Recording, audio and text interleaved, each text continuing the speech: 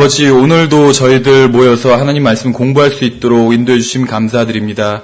주님, 저희들 하나님 말씀으로 변화받고 주님 뜻에 합당한, 또 주님 보시기에 합당한 그러한 주님의 자녀들이 되기 원합니다. 주님, 오늘 저희들이 공부하는 이 말씀을 통해서 더욱더 주님을 알아가게 인도해 주시고 또 더욱더 주님을 사랑하고 주님의 말씀을 살아갈 수 있도록 인도해 주시기 원합니다. 주님, 저희 함께 공부하는 지체들 가운데는 여러 가지 어려움이 있는 그러한 지체들도 있습니다. 주님, 이 시간 그러한 모든 어려움을 잊고 오직 하나님의 말씀에 깊이 빠질 수 있도록 주님 인도해 주시기 원합니다. 주님, 이 시간을 통해서 주님께서 영광 받으시기 원합니다. 감사드리며 우리 주 예수 그리스도 이름으로 기도드렸습니다. 아멘.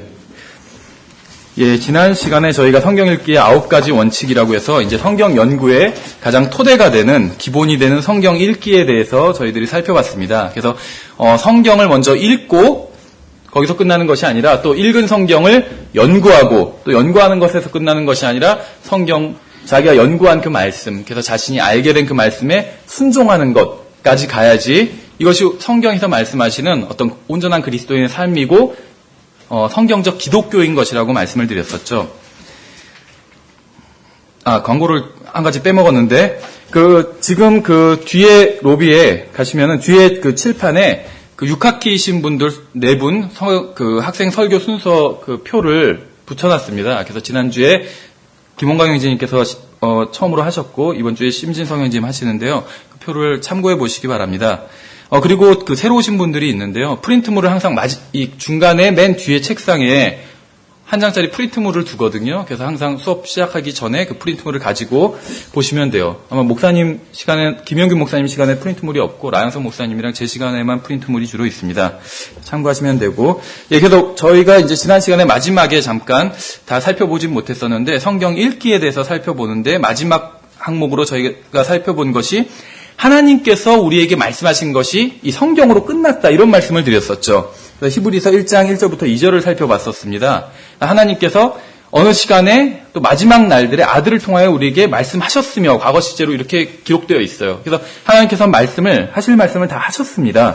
이미 우리에게 필요한 것들을 다 말씀하셨어요. 그래서 지금은 꿈이나 계시나 환상이나 선지자나 표적이나 사도나 어떤 것을 통해서도 더 이상 말씀하시지는 않으세요. 그렇죠? 하나님의 말씀이 끝났다는 것입니다. 성경이 완성되고 나서는 더 이상 어떤 말씀도 하신 적이 없어요. 자기가 그렇게 하나님께서 말씀을 하셨다고 생각할 뿐이지 하나님께서 그런 말씀을 하신 적이 없다는 것이죠. 그래서 더 이상 주님께서는 누군가에게 개인적으로 어떤 말씀을 하시지 않는다는 것입니다. 성경을 떠나서는. 오늘은 아마 이런 부분에 대해서 좀 더 자세히 살펴보게 될 텐데, 계시록 22장 18절부터 19절에서도 하나님께서 마지막으로 어떤 말씀을 하셨습니다. 또 더 이상 이제 어떤 말씀을 하시지는 않는다는 것입니다. 저는 어떤 사람에게 가서 하나님의 말씀을 증거해야겠다는 강한 느낌을 가질 수가 있어요. 그렇죠? 여러분들도 마찬가지일 거예요. 어떤 강한 느낌이 들 때가 있어요. 제가 어떻게 해야 될까요? 그런 강한 느낌이 들 때. 그 느낌에 따라야 되나요? 물론 그것이 옳은 것이라면 느낌에 따라야 되겠죠. 근데 성경에서는 너희는 온 세상에 가서 모든 창조물에게 복음을 선포하라, 이렇게 말씀하고 있어요. 그러면 이렇게 기록된 말씀과 느낌이 일치하는 경우가 있죠. 좋은 경우일 거예요, 아마.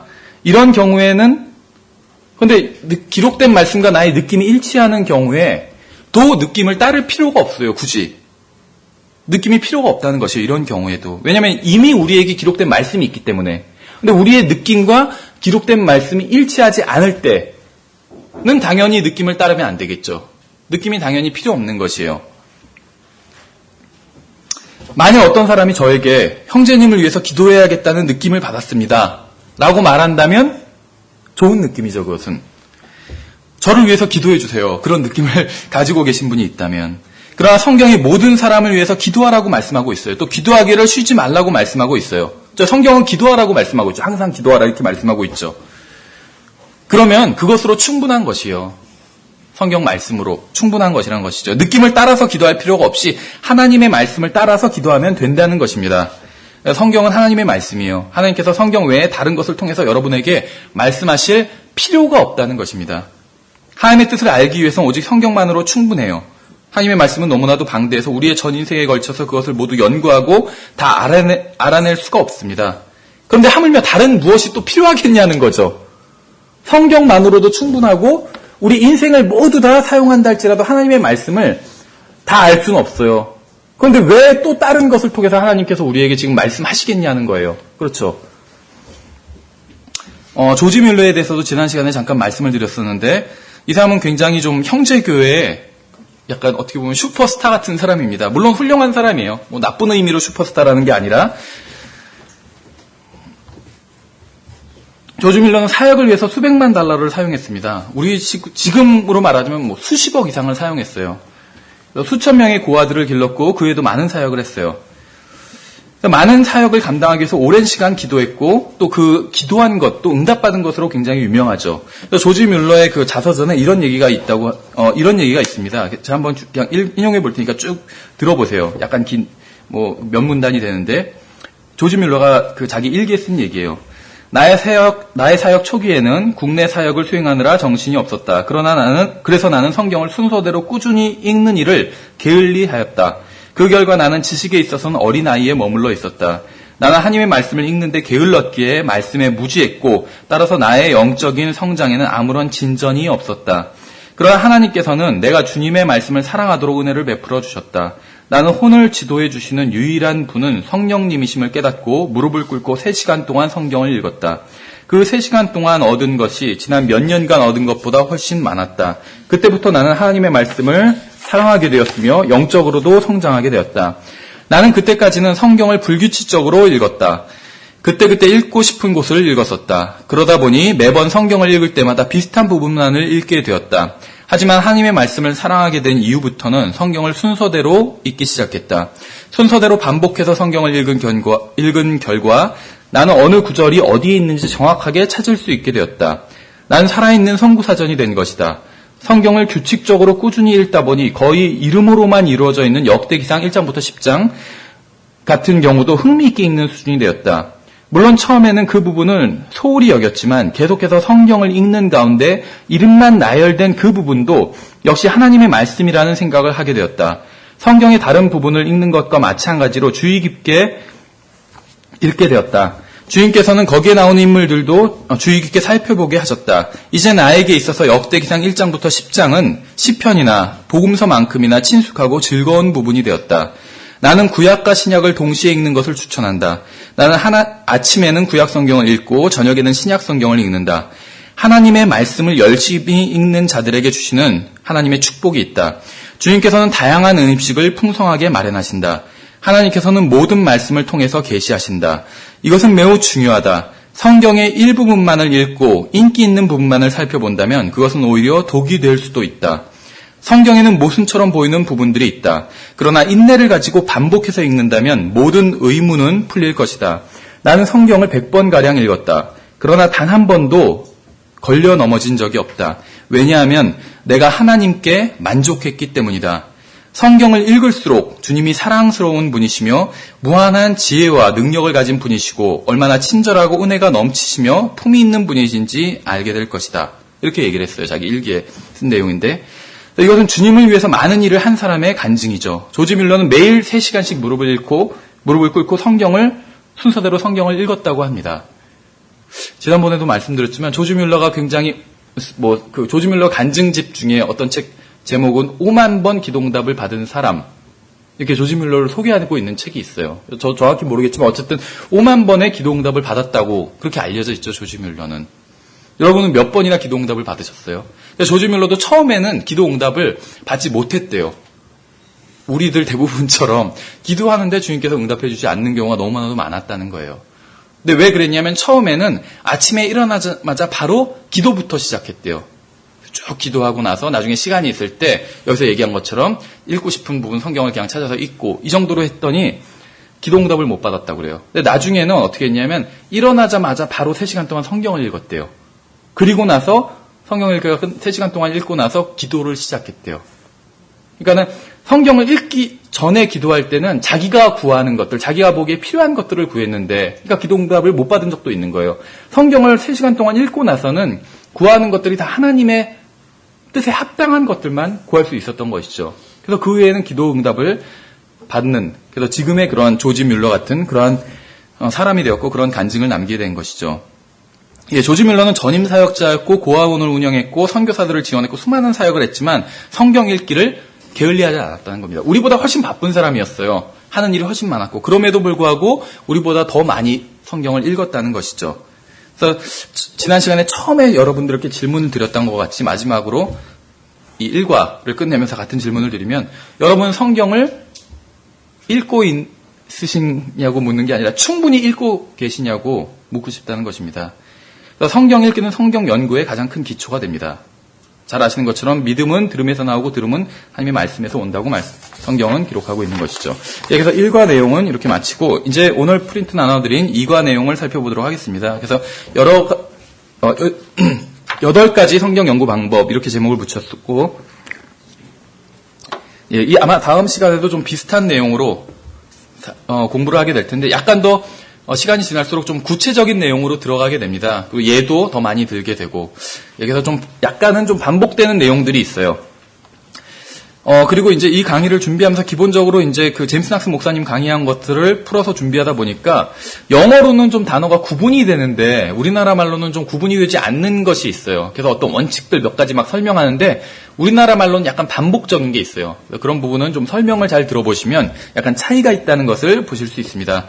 먼저 성경 연구에 대해서 아니면 세대주의, 성경 공부 이런 거에 대해서 우리가 성경 공부를 할 때, 성경 공부에 대해서 성경 공부를 할 때 가장 많이 인용하는 구절이 있죠. 잘 아시는 것처럼 디모데후서 2장 15절입니다.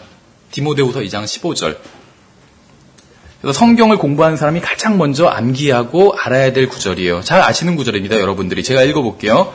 너는 진리의 말씀을 바르게 나누어 내 자신을 하나님께 인정받은 자로 부끄러울 것이 없는 일꾼으로 나타나도록 연구하라. 이렇게 말씀하고 있어요. 이 구절은 킹제임스 성경에만 있는 구절입니다. 어떤 부분이 킹제임스 성경에만 있냐면 바로 연구하라, 스터디, 공부하라. 그래서 성경을 연구하라고 명령하는 유일한 성경이 바로 킹제임스 성경이죠. 하나님께서는 자신의 백성들에게 진리의 말씀을 연구하라고 명령하고 계시는 것이 분명합니다. 이러한 하나님의 명령에 순종하지 않고 성경을 연구하지 않는다면 도둑질을 하거나 간음을 하거나 술 취하는 것과 같은 것이에요. 하나님께서는 성경을 연구하라고 말씀하셨습니다. 성경에서는 물론 살인하지 말라 이렇게 말씀하셨죠. 간음하지 말라. 내 이웃에 대하여 거짓 증거하지 말라. 이런 말씀을 하셨어요. 근데 이 말씀을 하신 동일하신 하나님께서는 성경을 연구하라고 말씀하셨어요. 같은 수준의 명령이라는 것입니다. 이러한 하나님의 명령에 나는 설교자가 아니기 때문에 성경을 연구할 필요는 없어. 아니면 나는 주일학교 교사가 아니기 때문에 성경을 연구할 필요가 없어. 나는 모임을 인도하는 사람은 아니니까 성경을 연구할 필요가 없어. 이런 식으로 생각하면서 착각하는 사람들이 있어요. 이게 왜 착각인 줄 아세요? 디모데후서 2장 15절을 보면 그런 말씀을 하고 있지 않아요. 디모데후서 2장 15절은 청중들에게 인정받기 위해서 성경을 연구하라고 말씀하고 있지 않아요. 그렇죠. 주일학교 학생들에게 인정받기 위해서 성경을 연구하라고 말씀하고 있지 않아요. 우리가 성경을 연구하는 것은 사람들에게 인정받기 위해서가 아니라 하나님께 인정받기 위해서인 것입니다. 제가 신학원을 위해서 성경을 연구하겠죠. 여러분들에게 인정받기 위해서 아니면 온라인상에서 이 강의를 듣는 사람들에게 인정받기 위해서 성경을 연구하는 것이 아니에요. 하나님께 인정받기 위해서 저는 성경을 연구하는 것입니다. 저는 하나님께 인정을 받기를 원해요. 제가 하는 말과 행위가 모두 하나님께 인정을 받기를 원합니다. 그러나 제가 하나님께서 무엇을 말하라고 하셨고 무엇을 행하라고 하셨는지 알지 못한다면 어떻게 하나님의 인정을 받을 수 있겠습니까? 그러므로 우리는 하나님의 말씀을 연구해야 되는 것이죠. 우리가 주님의 말씀을 연구하고 그 말씀에 순종한다면 하나님께서는 우리가 하는 말과 행위를 인정해 주실 것이에요. 우리는 사람들이 제멋대로 생각하고 느끼고 믿고 행동하는 시대에 살고 있습니다. 이 세상 사람들은 그저 자기 마음에 떠오르는 대로 말하고 행동하고 살아갑니다. 심지어 자신이 행하는 것이 하나님의 뜻을 행하는 것이라고 주장하지만 정작 하나님께서는 성경 어디에서도 그렇게 말씀하신 적이 없는 경우가 허다해요. 하나님의 인정을 받는 유일한 방법은 성경을 연구해서 하나님께서 무엇이라고 말씀하시는지 알고 그것을 행하는 것입니다. 그렇죠. 기도를 열심히 하면 하나님의 인정을 받을까요? 인정을 받을 수 있을 거예요. 나쁜 게 아니에요. 그러나 성경에 그런 말씀은 없어요. 그렇죠. 교회 열심히 나오는 건 좋은 일이에요. 그러나 교회에 열심히 나오면 하나님께서 인정해 주시겠다 이런 말씀도 없어요. 성경에서 하나님께서 인정해 주시겠다는 말씀은 하나님의 말씀 연구할 때 인정해 주시겠다고 말씀하고 있다는 것이죠. 성경 연구에는 하나님께 인정받을 수 있는 길이 없다는 것입니다. 가인도 자신이 옳다고 생각하고 행동했지만 하나님의 인정을 받지는 못했어요. 그렇죠? 자기 마음대로 하나님께 제사를 드렸잖아요. 그러나 하나님의 인정을 받지는 못했어요. 바리새인들도 스스로 옳다고 여겼지만 주님의 인정을 받지는 못했습니다. 우리는 살아가면서 자신이 옳다고 느낄 때가 있어요. 그러나 우리가 성경을 통해서 하나님의 말씀을 들으면 하나님께서는 잘못되었다고 우리를 지적하실 때가 있습니다. 저는 제 스스로나 사람들의 인정이 아닌 하나님의 인정을 받기를 원합니다. 하나님께서 저에게 잘하였도다 선하고 신실한 종아 이렇게 말씀하시기를 원해요. 그래서 저는 하나님의 말씀을 연구하고 주님의 뜻대로 행하고 있음을 입증하기를 원하는 것이에요. 요한복음 5장 39절을 보세요. 요한복음 5장 39절. 오늘 프린트물에 아마 성경 구절은 다 빠져 있는데 요한복음 5장 39절에 보시면 이런 말씀이 있습니다. 예수님께서 지상에 계실 때 하신 말씀이에요. 자, 읽어볼게요. 성경 기록들을 탐구하라. 너희가 그것들 안에서 영원한 생명을 얻는 줄로 생각하거니와 그것들이 바로 나에 대하여 증언하느니라. 자신이 예수님이라고 주장하거나 아니면 자신들만이 예수님의 뜻대로 행하고 있다고 주장하는 교회들이 굉장히 많이 있어요. 제가 아는 어느 교회는 과거에 자신의 교회만 유일하게 올바른 교회고, 그래서 대한민국에서 주일 오전에 올바르게 예배를 드리는 교회는 자기들뿐이 없다. 하나님께서 받으시는 예배도 자기들이 드리는 예배뿐이 없다. 이렇게 주장하던 교회도 있었어요. 그들의 주장이 옳은지 어떻게 알 수 있을까요? 성경 기록들을 탐구하며 알 수 있는 것이죠. 여러분은 자신이 바른 교리 위에 서 있다고 스스로 어떻게 알고 계세요? 성경 기록들을 탐구해보면 알 수 있습니다. 누군가가 주님의 뜻이라고 주장하는 것이 옳은지 어떻게 판단할 수 있을까요? 성경을 탐구해보면 알 수 있는 것이죠. 성경은 예수 그리스도에 대해서 증거하고 있습니다. 오직 성경을 통해서만이 진짜 참된 예수님을 알 수 있는 것이죠. 그러므로 자신이 예수님을 사랑하기 때문에 자신이 하는 모든 행위는 예수님을 위한 것이고 예수님의 뜻을 따른 것이라고 주장하는 오늘날의 은사주의자들이 그런 주장을 많이 하죠. 이 은사주의자들은 성경의 예수님과는 전혀 상관없는 주장을 하고 있는 것이에요. 예수님께서는 성경을 찾아보면 내가 무엇을 원하는지 너희가 알게 될 것이다. 이런 말씀을 하고 계신 것이에요. 요한복음 5장에서. 성경을 찾아보면 내가 누구인지 알게 될 것이다. 성경을 찾아보면 내가 무슨 말을 했고 나의 뜻이 무엇인지 알게 될 것이다. 이런 말씀을 하신 것입니다. 성경을 찾아보고 탐구하고 연구하는 것은 우리에게 가장 필요한 일일 뿐만 아니라 우리가 반드시 해야 하는 하나님의 명령입니다. 아까 말씀드린 것처럼 내 아버지와 어머니를 공경하라고 말씀하신 주님께서 성경 기록들을 탐구하라 이렇게 말씀하셨죠. 너는 내 앞에 다른 신들을 두지 말라고 말씀하신 하나님께서 성경 기록들을 탐구하라고 말씀하셨어요. 만약 여러분이 우상을 만들지 않는다 할지라도 성경을 탐구하지 않는다면 여러분은 우상을 만들고 그것을 숭배하는 자들과 정확히 똑같이 하나님의 말씀을 어기고 있는 것이에요. 어떤 분은 저는 우상 숭배자가 아니에요. 저는 주님의 명령을 어기지 않았어요 라고 말할지도 모르겠는데 성경을 탐구하지 않는다면 똑같다는 것이죠. 우리는 오늘 성경을 연구하는 여러 가지 방법들을 살펴볼 것입니다. 우리는 지난 시간에 이제 성경 읽기의 중요성에 대해서 살펴봤죠. 그래서 이제는 성경을 연구하는 다양한 방법들을 살펴보겠습니다. 성경은 적은 분량의 책은 아니에요. 적지 않은 분량의 다소 많은 분량의 책입니다. 이 책은 암기하고 읽고 바르게 연구해야 하는 책입니다. 성경은 66권의 책으로 이루어져 있죠. 성경을 연구하는 첫째 방법은 성경을 한 권씩 연구하라는 것입니다. 한 권씩. 그래서 읽는 것은 전체를 읽되 연구하는 것은 한 권씩 연구하라는 것이에요. 그래서 먼저 연구할 한 권의 책을 선정하세요. 아마 처음 성경을 연구한다면 신약 성경 중에서 선정하는 것이 더 낫겠죠. 그래서 그렇게 선정하고 나서 이제 스스로에게 한번 질문을 해보세요. 이 책의 기록자는 누구인가? 기록자. 저자는 항상 하나님이라고 했죠. 성경의 저자. 그러나 기록자는 다양해요. 기록자가 누구인가? 이 책은 언제 기록되었나? 또 이 책은 어디서 기록되었나? 또 이 책은 누구에게, 누구를 위해서, 누구를 향해서 기록되었는가? 그래서 성경을 연구하면서 이런 점을 먼저 생각해야 하는 것이 왜 중요할까요? 중요한 이유는 명백한데 예레미야서 같은 경우에 예레미야서 이집트의 왕에게 항복하고 그의 포로로 잡혀가라고 말씀하고 있어요. 항복할 것을 권유하고 있다는 것이죠. 하나님의 백성들에게. 그래서 이것은 특정한 시대에 특정한 사람들에게 하신 말씀입니다. 하나님께서는 저에게 그런 말씀을 하신 적이 없어요. 그렇죠. 불신자들에게 항복하라 이런 말씀을 저에게 하신 적이 없어요. 하나님의 자녀가 아닌 자들에게 항복하라 이런 말씀을 하신 적이 없어요. 이스라엘 백성들에게 예레미야 시대에 이런 말씀을 하셨다는 것이죠. 그래서 예레미야서의 말씀은 아주 오래전에 이스라엘의 선지자를 통해서 이스라엘 백성들에게 하신 말씀입니다. 특정한 사람에게 특정한 시기에 특정한 사람을 통해서 특정한 장소에 대한 이야기를 하셨다는 것이죠. 그래서 저는 예레미야를 통해서 놀라운 일들을 많이 배울 수는 있지만 예레미야서가 저에 대한 말씀은 아니에요. 제가 유익을 얻을 수는 있지만 저에게 하신 말씀은 아니라는 겁니다. 만약에 제가 제 친구에게 저녁에 어떤 식당에서 밥을 먹자는 쪽지를 주었는데 누군가 그 내용을 읽어본다고 해서 제가 그 사람의 밥값까지 계산해 주는 것은 아니죠. 왜냐하면 제가 어디서 저녁을 먹자는 쪽지를 쓴 대상은 저의 친구이지 그것을 읽게 될 모든 사람은 아니기 때문에 그런 것이죠. 그래서 그 쪽지를 보면 저와 저의 친구의 관계를 이해할 수는 있을지 몰라도 밥값을 제가 계산해 주는 것은 아니라는 것이죠. 그래서 우리가 성경을 연구할 때 주의할 것은 성경에 기록된 모든 것이 하나님의 말씀이기는 하지만 거기에는 특정한 사람과 특정한 시기를 위해서 기록된 것도 있다는 사실입니다. 그래서 성경의 모든 책들은 특정한 시기와 특정한 대상을 염두에 두고 기록되었어요. 따라서 이러한 점을 염두에 두고 성경을 연구해야 되는 것이죠. 성경이 어떠한 상황에서 기록되었는지도 염두에 두어야 됩니다. 성경이 기록된 상황. 예를 들면 욥기를 생각해 보면 욥기를 보면 제 가운데 앉아서 그릇 조각으로 자신의 피부병 난 살갗을 막 긁고 있는 욥이라는 사람을 볼 수가 있죠. 그는 같은 날 10명의 자식을 잃어버렸고 또 엄청난 재산도 잃어버렸어요. 그리고 그는 하나님께서 허락하신 고난을 당하는 가운데 세 친구의 방문을 받게 되는데 그 친구들은 고난에 처한 그 사람을 위로해 주기는커녕 왜 그가 고난당에 마땅한지를 설명하는 것을 욥은 듣고 있는 것이죠.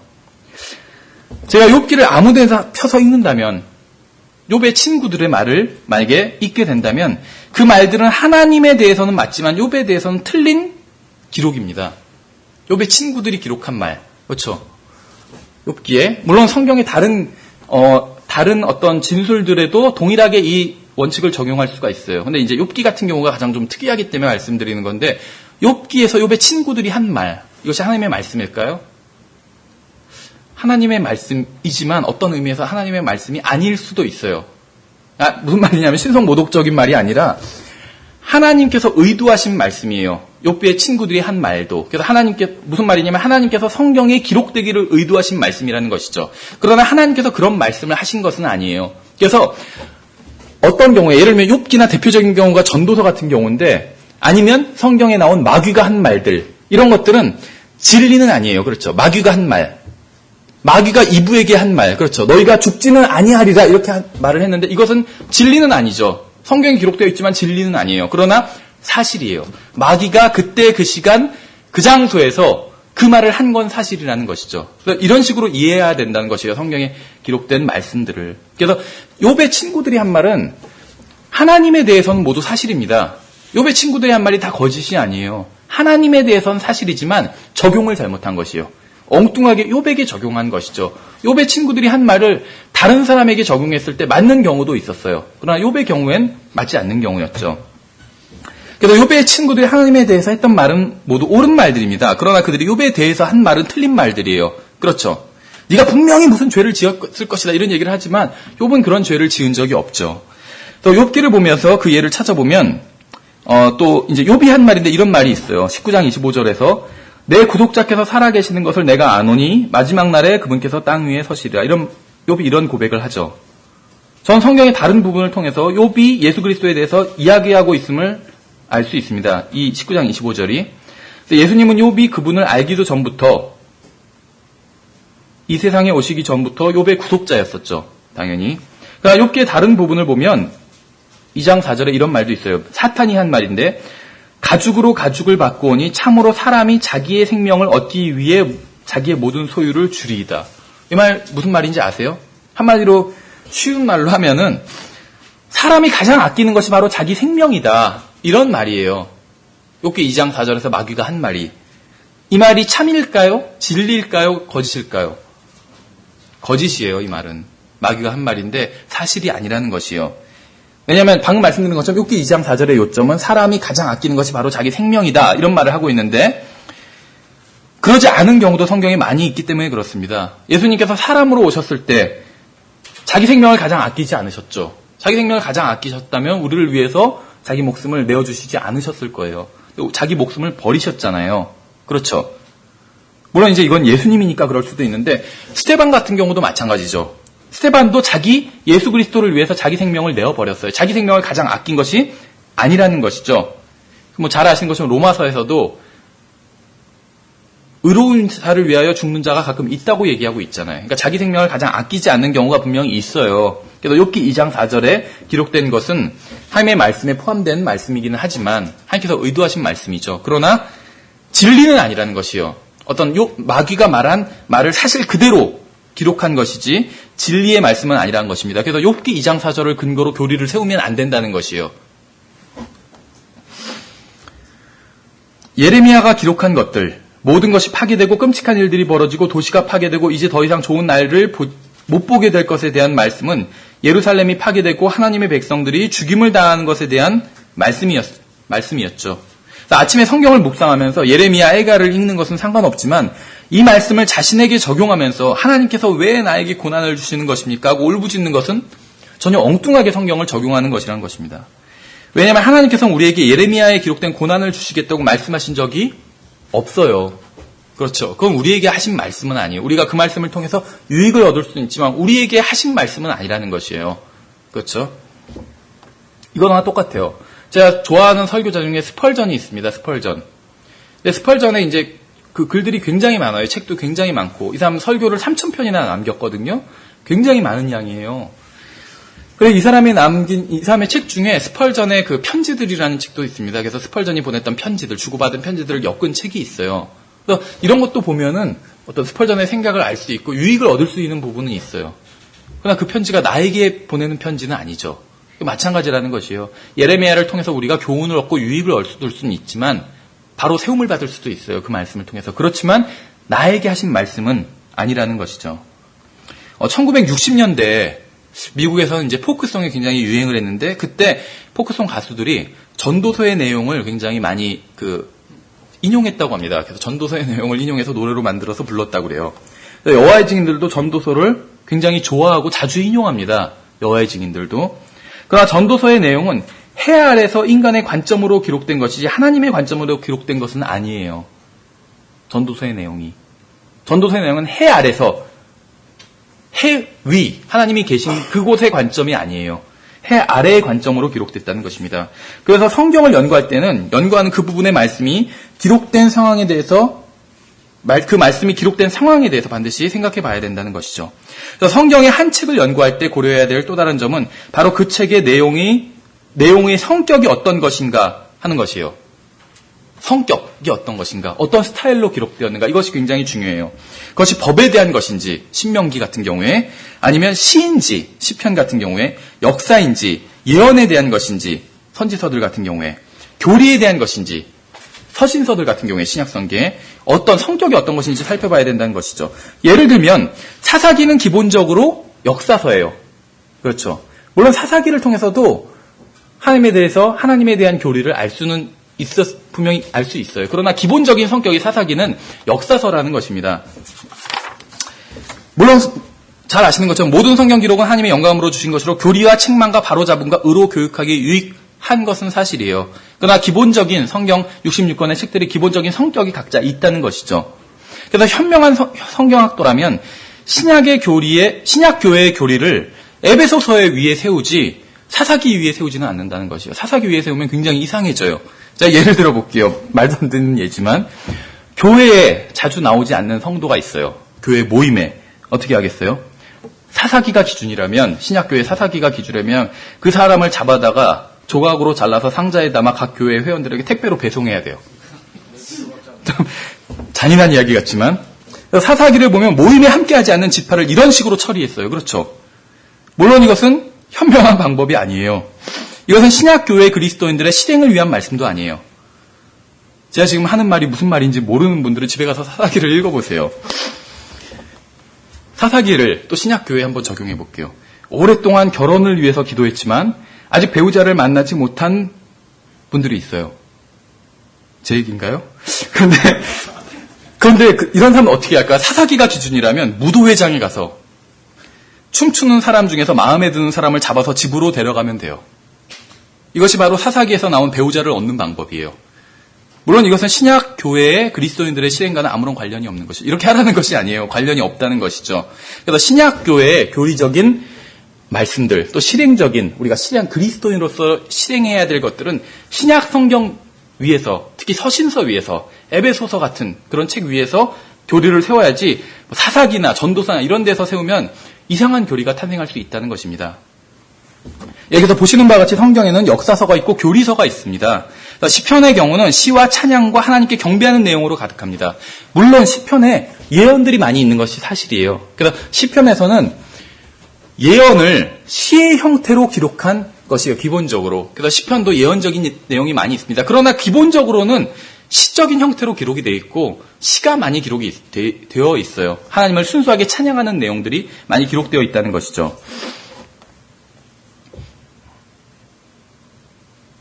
그래서 성경에 기록되어 있다고 해서 아무 말씀이나 교리의 근거로 삼으면 안 된다는 것입니다. 예를 들면 시편 같은 경우에 다윗의 시편 중에는 원수의 아이들까지 모두 죽이는 것이 기쁨이라는 내용을 담은 시도 있어요. 그렇죠. 이런 시 같은 경우에는 성경에 기록된 기도이기는 하지만 신약 교회의 교리에는 분명히 적당하진 않아요.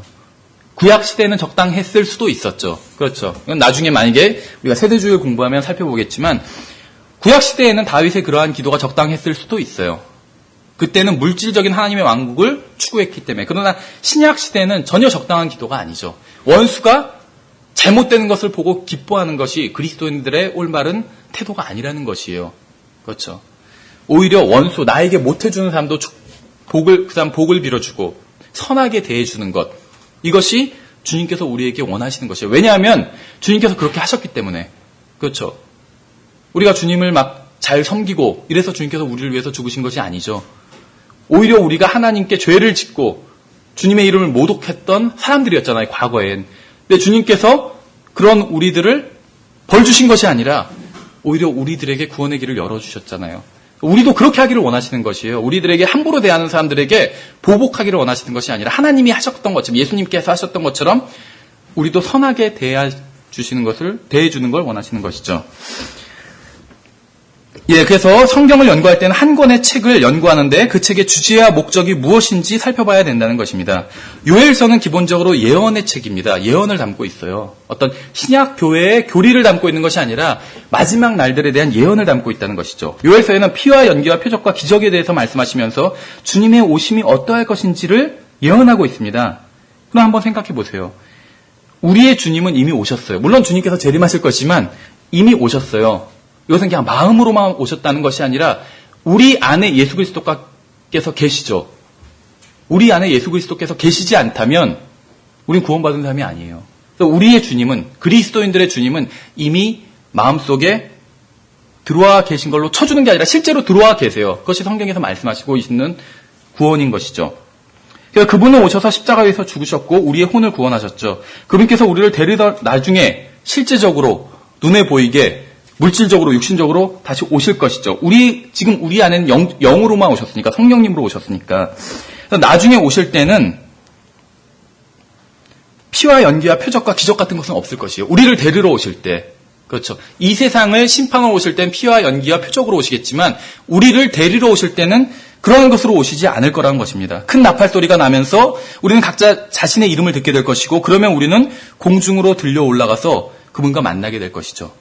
요엘서는 모두 사실입니다. 그렇지만 그것이 누구에게 언제 어떤 상황에서 적용되고 해당되는 것인지 살펴볼 필요가 있다는 것입니다. 그러므로 여러분은 성경의 한 책을 연구할 때 그 책의 일반적인 주제가 무엇인지 살펴봐야 된다는 것이죠. 또 성경의 한 권의 책을 연구할 때 그 책의 요지, 약간 말이 좀 반복되는 것 같은데 영어로는 키노트거든요. 키노트. 요지가 무엇인지 알아야 됩니다. 히브리서의 요지는 그리스도께서 우리의 대제사장이 되신다는 것이에요. 에베소서의 요지는 그리스도 안에서의 우리의 위치입니다. 누가복음의 요지는 인간신 그리스도예요. 성경은 각각의 책마다 다 다른 요지를 가지고 있습니다. 그래서 그 책의 요지가 무엇인지 아는 것이 중요하다는 것이죠. 또 우리가 한 권의 책을 이제 연구할 때 그 책이 지적하고 있고 또 바로잡고 있는 오류가 무엇인지 알아야 됩니다. 신약 성경의 많은 책들은 특정한 오류를 지적하고자 하는 목적으로, 바로잡기 위한 목적으로 기록되었습니다. 그래서 예를 들면 갈라디아서는 율법을 지킴으로 구원을 유지할 수 있다는 오류를 지적하기 위해서 기록되었어요. 갈라디아서 전체는 구원을 율법과 결부시키는 오류를 지적하고 있죠. 2000년이 지난 지금도 갈라디아에 있는 교회들과 동일한 오류에 빠져 있는 사람들이 여전히 존재하죠. 그래서 그들은 아직도 갈라디아서의 내용을 무시하고 있는 것이에요. 골로새서는 천사 숭배의 오류를 지적하면서 경고하고 있죠. 또 골로새서에서는 인간의 철학을 기록된 하나님의 말씀인 성경보다 위에 두려는 오류를 지적하고 있습니다. 하나님께서는 이러한 오류를 바로잡기 위해서 골로새서를 기록하셨어요. 데살로니가 후서의 경우에는 휴거에 대한 잘못된 생각을 바로잡기 위해서 기록되었어요. 신약서 신서의 경우에 교회들 사이에 퍼져 있는 오류를 지적하고 있는 부분이 매우 많이 있습니다. 잘 아시는 것처럼 고린도전서에서는 굉장히 여러 가지 다양한 종류의 오류들을 지적하고 있죠. 한 권의 책을 연구할 때 그 책이 주고 있는 실행적인 교훈이 무엇인지도 알아야 됩니다. 이 책이 과연 나에게 무엇을 말씀하고 있는가? 하나님께서 이 책을 통해서 나에게 내가 어떻게 하기를 원하시는가? 이것도 염두에 두어야 된다는 것이죠. 그래서 그 책이 가르치는 실행적인 교리가 무엇인지 알아야 된다는 것입니다. 연구하고 있는 책이, 우리가 한 권의 책을 선정해서 이제 연구를 하는데, 연구하고 있는 책이 남편과 아내에 대해서 무엇이라고 말씀하고 있는가? 아이들을 양육하는 문제에 대해서 무엇이라고 말씀하고 있는가? 교회 내에서 형제자매들의 관계에 대해서 무엇이라고 말씀하고 있는지, 지체들을 용서하고 친절히 대하고 관대하게 대하고 예수 그리스도를 제대로 증거하는 것에 대해서 무엇이라고 말씀하고 있는지, 실행적인 면에 있어서 무엇이라고 말씀하고 있는지 알아야 된다는 것이죠. 내가 날마다 실행해야 하는 것에 대해서 지금 연구하고 있는 특정한 책이 무엇이라고 말씀하고 있는지 살펴봐야 된다는 것입니다. 또 한 권의 책을 연구할 때 그 책에 나와 있는 약속과 예언이 무엇인지 알아야 됩니다. 성경은 많은 경우에 있어서 약속이 있고 또 예언이 있어요. 그래서 그것이 무엇인지 알아야 된다는 것이죠. 물론 처음에 아까 말씀드린 것처럼 성경이 기본적으로 예언서인 경우가 있고 역사서인 경우가 있고 또 신약의 서신서들, 교리서인 경우가 있지만 이러한 책들이 다 약속과 예언이 또 존재한다는 것이죠. 그래서 그 기록된 약속이나 예언이 성취되었는지 아니면 아직 이루어지지 않았는지 살펴봐야 된다는 것이죠. 또 한 권의 책을 연구할 때 그 책에는 특정한 사람의 전기가 나오는지도 살펴봐야 된다는 것입니다. 이것은 그리 어렵지는 않죠. 성경의 책들 중에는 등장인물의 전기가 기록된 경우가 종종 있습니다. 가장 대표적인 것이 룻기나 에스더서나 욥기 같은 경우가 그렇죠. 근데 그냥 이렇게 책 제목을 보다 보니까 생각난 건데 중요한 건 아닌데 여기서 지금 그 기존의 성경에서는 여호수아 이런 식으로 기록된 게 이제 우린 여호수아 기 이런 식으로 기자를 붙였죠. 이게 약간 불규칙한 것 같아요. 룻기, 욥기 이런 데는 붙였는데 에스더기도 붙였는데 느헤미야기 여기도 붙였어요. 근데 에스라는 또 안 붙였네요. 그 선지서 같은 경우에는 소선지서는 안 붙였어요. 호세아, 유엘, 아모스 이런 식으로 했는데 대선지서 같은 경우에는 이사야서, 예레미야서, 다니엘서, 에스겔서 이런 식으로 또 붙였네요. 기준을 잘 모르겠어요. 중요한 건 아니겠지만 어쨌거나 이렇게 한 사람의 전기를 담고 있는 책들이 있어요. 성경에서 룻기, 에스더, 욥기 같은 경우에 성경의 어떤 책은 여러 사람의 전기를 담고 있는 경우도 있죠. 창세기의 경우엔 여러 사람의 전기를 담고 있어요. 또 사무엘기 아니면 열왕기 아니면 역대기 같은 경우도 다양한 사람의 전기를 담고 있습니다. 그래서 이 책이 누구의 이야기를 하고 있는지 또 정리해 보는 것도 유익하다는 것이죠. 또 성경에서 한 권의 책을 연구할 때 그 책이 성경의 다른 책들과 어떤 관계를 맺고 있는지도 살펴봐야 됩니다. 예를 들면 계시록의 경우에 대략 20여 군데에 있어서 창세기에 연결되어 있는 부분이 있습니다. 그래서 비교할 수 있는 부분이 있어요. 여러분들 그 성경적 종말론 책에 보면 계시록과 창세기 비교한 부분이 있습니다. 그래서 이렇게 다 한 책이 계시록이란 책이 또 다른 책과 관계를 맺고 있다는 것이죠. 갈라디아서 같은 경우에 히브리서와 어떤 일정한 부분이 또 연관성이 있는 부분이 있습니다. 그러니까 이런 부분들도 살펴봐야 된다는 것이요. 물론 성경을 처음 공부하면서 이런 것들을 다 살펴볼 수는 없겠죠.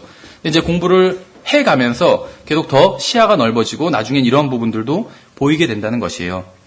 한 권의 책을 연구할 때 그 책의 연대와 역사적인 위치에 대해서도 알아야 됩니다.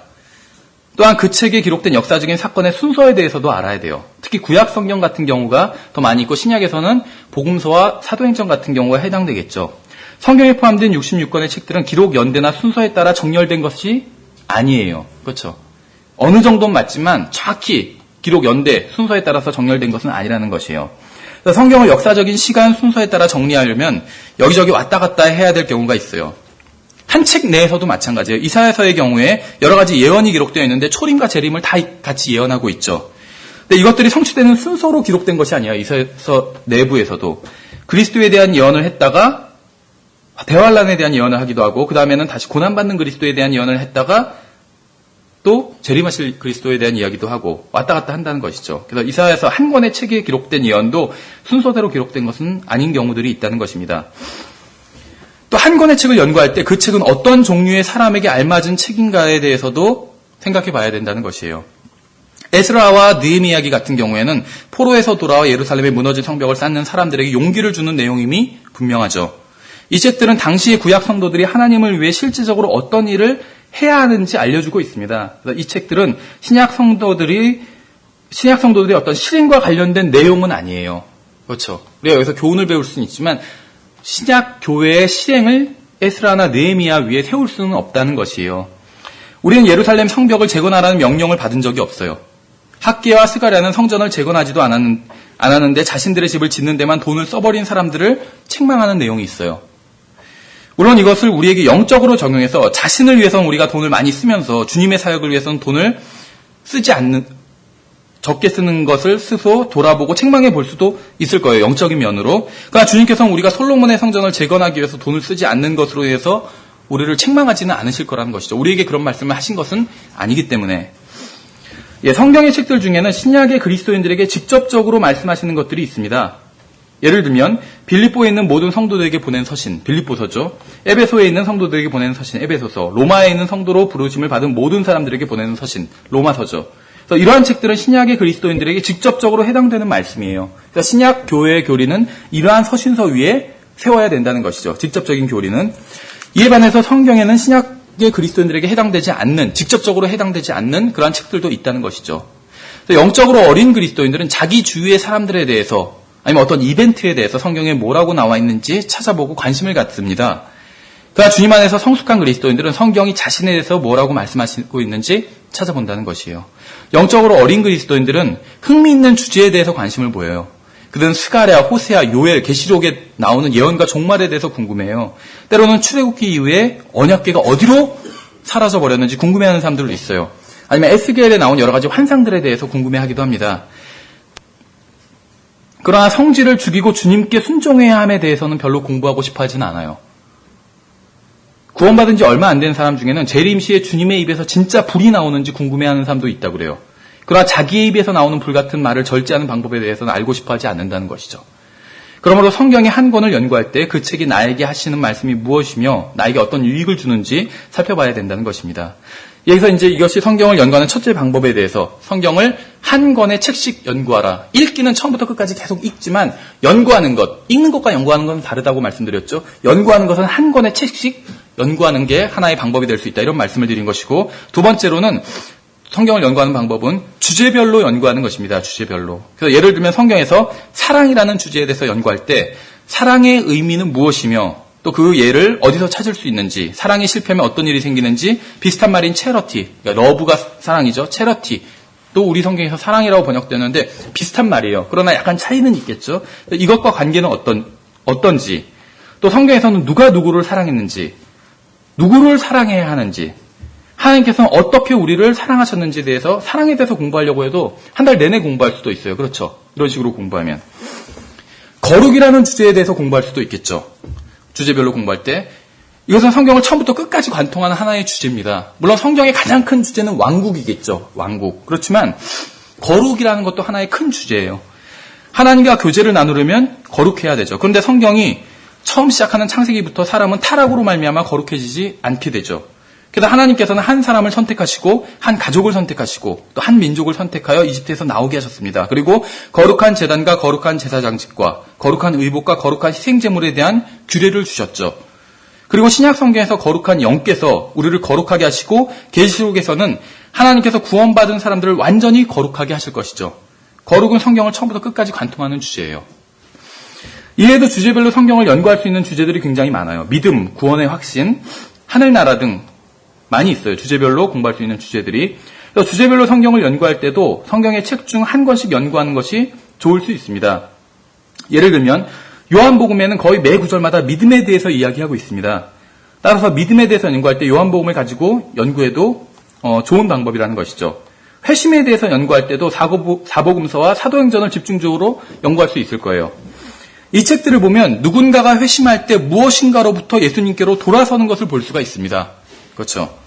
그래서 어떻게 대화를 시작하는지, 그 사람의 관심사를 어떻게 복음과 연결시키는지, 회심의 과정은 어떻게 진행되고 회심의 결과는 무엇인지 살펴볼 수 있다는 것이죠. 사복음서나 사도행전을 통해서. 복음 전도자가 되기 위해서 또 주님을 증거하기 위해서 사복음서와 사도행전은 공부한다면 좋은 안내서를 읽는 것과 마찬가지라는 것입니다. 주님께서 사람들에게 어떻게 말씀하시고 사도들은 어떻게 설교했는지 이 책들을 통해서 볼 수 있다는 것이죠. 사도행전에 나온 거리 설교를 보면 예수 그리스도의 죽으심보다 2배를 부활에 대해서 더 많이 언급하고 있습니다. 또 사도행전에서 나온 설교를 보면 항상 죄에 대해서 지적하면서 죄에 대해서 얘기하면서 사람들을 죄인이라고 정죄하면서 그것과 동시에 2배 이상 더 예수님께서 죄인들에게 어떻게 해주셨는지에 대해서도 언급하고 있는 것을 볼 수가 있어요. 그래서 그러므로 거리 설교를 하고자 하는 사람은 사도행전을 통해서 좋은 예를 또 찾아볼 수가 있다는 것이죠. 계시록에서 보면 7가지의 주님의 복과 7가지의 승리가 나옵니다. 요한일서에서는 안다는 게 무엇인지가 나와요. 안다는 게 무엇인지. 또 우리가 아는이라는 표현이 거듭해서 나와요. 주제별로 성경을 연구하되 한 번에 한 권씩 연구하는 것이 좋은 방법이라는 것입니다. 에베소서에서는 7가지 걸음이 나와요. 7 walks, 7가지 걸음, 걷는 것. 그 다음에 베드로전서에서는 5가지 귀중한 것들이 나와요. 잠언에서는 7가지 마음이 나옵니다. 흥미있게 공부해 볼 수 있겠죠, 주제별로. 성경에는 여러 가지 연구할 만한 주제들이 많이 나옵니다. 그래서 어떤 경우에는 성경 연구는 많은 열매를 맺고 복이 되기도 하지만 또 다른 경우에는 아무런 유익도 없이 무익하게 끝나기도 해요. 그러나 확실한 사실은 성경을 열심히 찾다 보면 성경의 금광에서 엄청난 금덩이를 발견하는 날이 반드시 온다는 것입니다. 에베소서에서는 성령님의 7가지 사역과 기도의 7가지 목적, 또 말하지 않아야 될 7가지 것들, 이런 것들이 나와요. 또 영어로는 B로 시작하는 18가지 구문, 아니면 15개의 of God이라는 것이 15번 나온다는 것이, 아니면 11번 나오는 of Christ라는 것이 나오고, 아니면 7가지 일들, 이런 것들이 나와요. 주제별로 충분히 공부할 수 있다는 것이죠. 한 권의 책을 선택해서. 그래서 이제 성경을 연구하는 3번째 방법을 살펴보면 앞에서 살펴봤던 것과 좀 유사한데 핵심 단어, 키워드를 연구하는 것입니다. 단어는 주제일 필요는 없어요.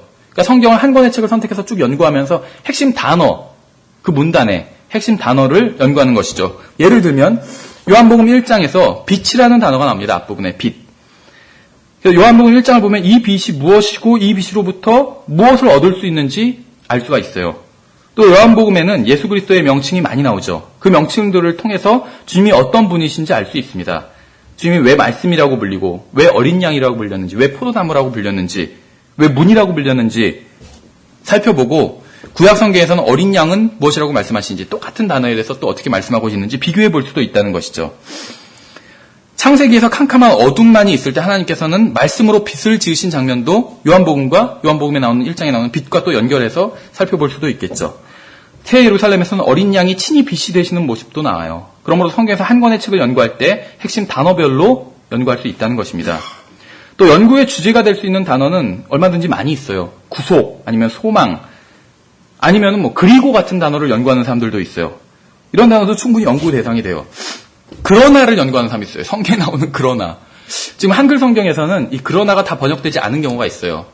무엇을 했으나 하면서 앞에 문장에 같이 이렇게 묻어나가게 번역되는 경우들이 있습니다. 이것은 좀 언어적인 차이 때문에 그런 것 같아요. 그런데 영어 단어 경우엔 그러나가 성경에 몇 개 나오는지 다 하나하나 세서 정리하는 사람도 있어요. 그러나의 의미를 생각하면서. 이 그러나라는 접속사에 대해서 생각해 보면 앞뒤 문장을 극적으로 비교하는 경우가 굉장히 많아요. 성경에선. 예를 들면 에베소서 2장 3절을 보시면 에베소서 2장 3절에 제가 읽어보면 지나간 때에는 우리도 다 그들 가운데서 우리 육신의 욕심 안에서 생활하며 육신과 생각의 욕망을 이루어 다른 사람들과 같이 본래 진노의 자녀들이었으나 이렇게 말씀하고 있죠. 그래서 지나간 때 과거에 우리의 상태가 어땠는지에 대해서 설명하고 있는 말씀입니다. 본질상 진노의 자녀들이었던 우리에게 주님께서 진노하시는 게 당연하죠. 그래서 목사님도 비슷한 말씀을 하신 적이 있지만 만약에 우리가 사람이 쓴다면 지나간 때 사람들은 지나간 때 과거를 돌이켜보면 사람들은 진노의 자식이었다. 그래서 이게 와야지 자연스럽겠죠. 그래서 하나님께서는 진노하시고 벌을 주셨다. 이렇게 와야 되는데 성경에서는 그래서가 아니라 그러나라고 알고 있다는 것이죠. 4절에 보시면 긍휼이 풍성하신 하나님께서 친히 우리를 사랑하실 때 보여주시는 자신의 크신 사랑으로 인하여 이렇게 했는데 우리나라 말로는 그러나가 없어졌는데 영어로는 있어요. 영어로는 4절에 그래서 4절 그러나가 우리나라 말에서 3절 끝에 가서 붙었죠.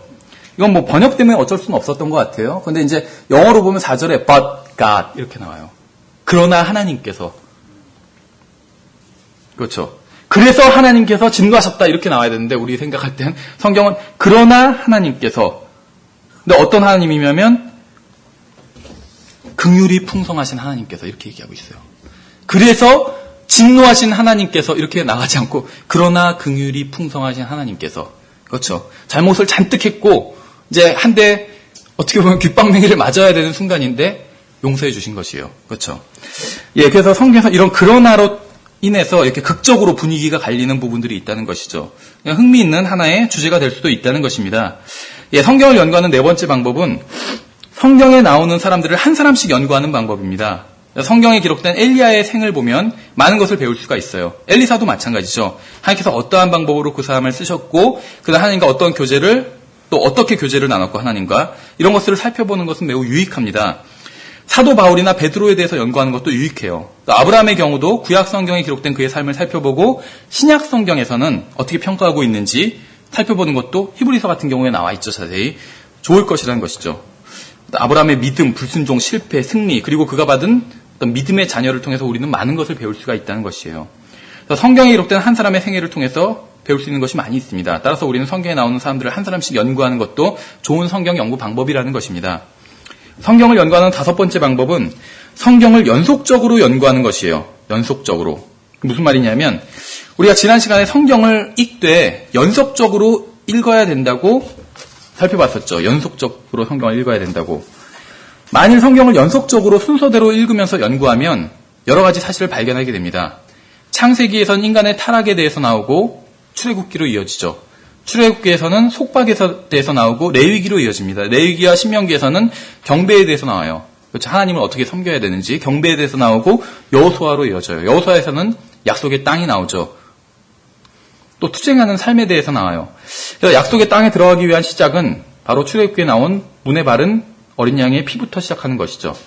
이제 이것을 이제 신약 성경과 비교해 보면 로마서에서는 인간의 타락에 대해서 말씀하고 있죠. 고린도전서에서는 죄가 가져온 속박에 대해서 말씀하고 있고 빌립보서와 골로새서에서는 하나님께 경배함에 대해서 말씀하고 있고 계시록은 인간이 약속의 땅에서 어떻게 거하게 되는지에 대해서 말씀하고 있어요. 그래서 방금 살펴본 구약과 신약의 요약에는 모두 어린 양의 피가 흐르고 있어요. 이런 식으로 성경을 전체적으로 보기 위해서는 성경을 순서대로 연구할 필요가 있다는 것입니다. 하나님께서 특정한 순서로 성경을 한데 엮으신 것은 하나님께서 어떤 특정한 순서대로 성경을 한데 엮으셨다면 성경을 우리가 순서대로 연구할 충분한 이유가 된다는 것이죠. 제가 지금 말씀드린 것이 성경을 처음 연구하면서 모두 다 이런 것들을 종합해서 하라는 것이 아니에요. 처음에 한 가지 방법으로 할 수 있겠죠. 그러나 우리가 성경을 거듭해서 연구할수록 보는 시야가 넓어지고 여러 가지 방법을 나중에 복합적으로 쓸 수 있게 돼요. 또 다른 예를 들어보면 창세기부터 사사기를 연결해보면 타락과 율법을 중심으로 정리할 수가 있어요. 그렇죠. 사무엘기부터 역대기까지를 연결해보면 왕권 아래에 있는 정부의 설립으로 정리할 수가 있어요. 시가서에서는 찬양과 경배와 지혜가 있죠. 여기서 우리는 무엇을 배울 수 있을까요? 하나님의 법과 권위에 순종해야 주님께 진정한 찬양과 경배를 드릴 수 있다는 것을 배울 수가 있겠죠. 신약 성경의 경우를 보면 로마서에서 기본적인 교리를 배울 수 있습니다. 그러나 먼저 주님을 실질적으로 섬기기까지는 배운 교리를 진정으로 알 수가 없어요. 그러니까 성경을 교리만 배운다고 해서 주님을 알 수 있는 것은 아니라는 것이요. 그렇죠. 주님을 실제적으로 섬겨야지 주님을 알 수 있다는 것입니다. 그래서 로마서보다 사도행전이 먼저 오는 것이에요. 로마서는 교리에 대해서 다루고 있고 사도행전은 사도들이 주님을 어떻게 섬겼는지가 잘 나와 있잖아요. 그러나 섬김보다 먼저 와야 되는 것이 있어요. 그렇죠. 그것이 바로 만남이에요. 만남. 그래서 주님을 만나기 위해서는 주님이 어떤 분인지 알아야 되죠. 그렇죠. 그래서 사도행전보다 사복음서가 먼저 오는 것이에요. 그래서 주님을 알고 주님을 섬기고 주님에 대한 교리를 알아가는 것이죠. 그리고 나서 이제 주님을 더욱 알아가게 되는 것이요. 더욱 알아가게 되는 것. 그러니까 예를 들면 주님을 아는 것이 사복음서면 주님을 섬기는 것이 사도행전이라고 볼 수가 있고 교리를 배우는 것이 로마서부터 바울 서신들이라고 볼 수가 있겠죠. 그리고 일반 서신들을 통해서 주님을 더욱더 경험적으로 알아가게 되는 것이에요. 죄로부터 돌이키고 죄에 대해 승리하고 악한 자를 이기면서 이게 일반 서신, 요한 서신의 내용에 이런 부분이 있죠. 주님을 더욱 알아가는 것이요. 그리고 주님과 더욱 친밀한 교제를 나누게 되는 것이죠. 이러한 모든 과정을 다 거치면 주님과 만나고 주님을 섬기고 주님을 교리를 배우고 또 주님과 더욱 친숙한 교제를 나누고 그럼 맨 끝은 어떻게 되는 것이죠? 나팔 소리가 울리면서 자신의 이름을 부르는 소리가 들리면 하늘로 올라가게 되는 것이잖아요. 이게 계시록의 내용이죠. 그러므로 하나님께서 정하신 순서에 따라서 성경을 연구하는 것은 필요하다는 것입니다. 에스라와 느헤미야기에서 유대인들은 자신들의 땅으로 돌아가요. 그러나 그들의 주위에는 여전히 그들을 박해하는 원수들이 있죠. 에스더에서는 한 사람의 악인이 왕의 마음을 움직여서 전체 유대인을 살해하려는 계획을 꾸밉니다. 한번 잘 들어보세요. 이 중간 역사서의 스토리가 과연 나중에 어디와 맞아떨어졌는지. 그렇죠. 유대인들이 땅으로 돌아오는데 주위에는 여전히 그들을 핍박하는 사람이 있어요. 그런데 어떤 한 사람이 일어나서 전체 유대인들을 다 살해하려고 해요. 그렇죠. 욥기는 42장을 통해서 자신이 소유한 모든 것을 잃고 마귀에게 박해받는 사람의 이야기가 나와요. 그래서 광야에 거하는 사람의 얘기가 나오죠. 그러다 마침내 욥기 42장에서는 하나님께서 나타나셔서 욥을 회복해 주시고 그의 건강과 재물을 모두 돌려주시는 이야기가 나옵니다. 시편 2편에서는 왕들이 모여 주님을 대적하지만 주님께서 그들을 쓸어버리시고 비웃으시는 장면이 나와요. 방금 제가 말씀드린 것이 무엇인지 아시겠어요? 이것이 바로 마지막 때에 관한 예언들이죠. 보시는 바와 같이 이것이 성경의 순서와 일치합니다. 그러므로 우리가 성경을 순서대로 연구하면 성경에 기록된 진리들뿐만 아니라 그것들이 서로 어떻게 연관되어 있는지에 대해서 일종의 상징적인 그 진리까지도 알 수 있게 된다는 것이죠. 킹제임스 성경은 히브리어 성경과 다른 순서로 엮여 있어요. 구약 부분이. 그 유대교를 믿는 유대인들, 유대교 안 믿는 사람들 말고 유대교를 믿는 유대인들은 히브리어로 된 구약 성경을 믿겠죠. 39권으로 된 히브리어 구약 성경을 믿는데 킹제임스 성경과 정확히 같은 책들이 들어 있습니다. 39권이. 그러나 순서는 달라요. 잘 아시는 것처럼 킹제임스 성경은 말라기로 끝나죠. 히브리서는 다릅니다. 말라기 4장을 보시면 4장 4절부터 6절 말라기 마지막 부분입니다. 말라기 마지막 부분을 우리가 한번 살펴보면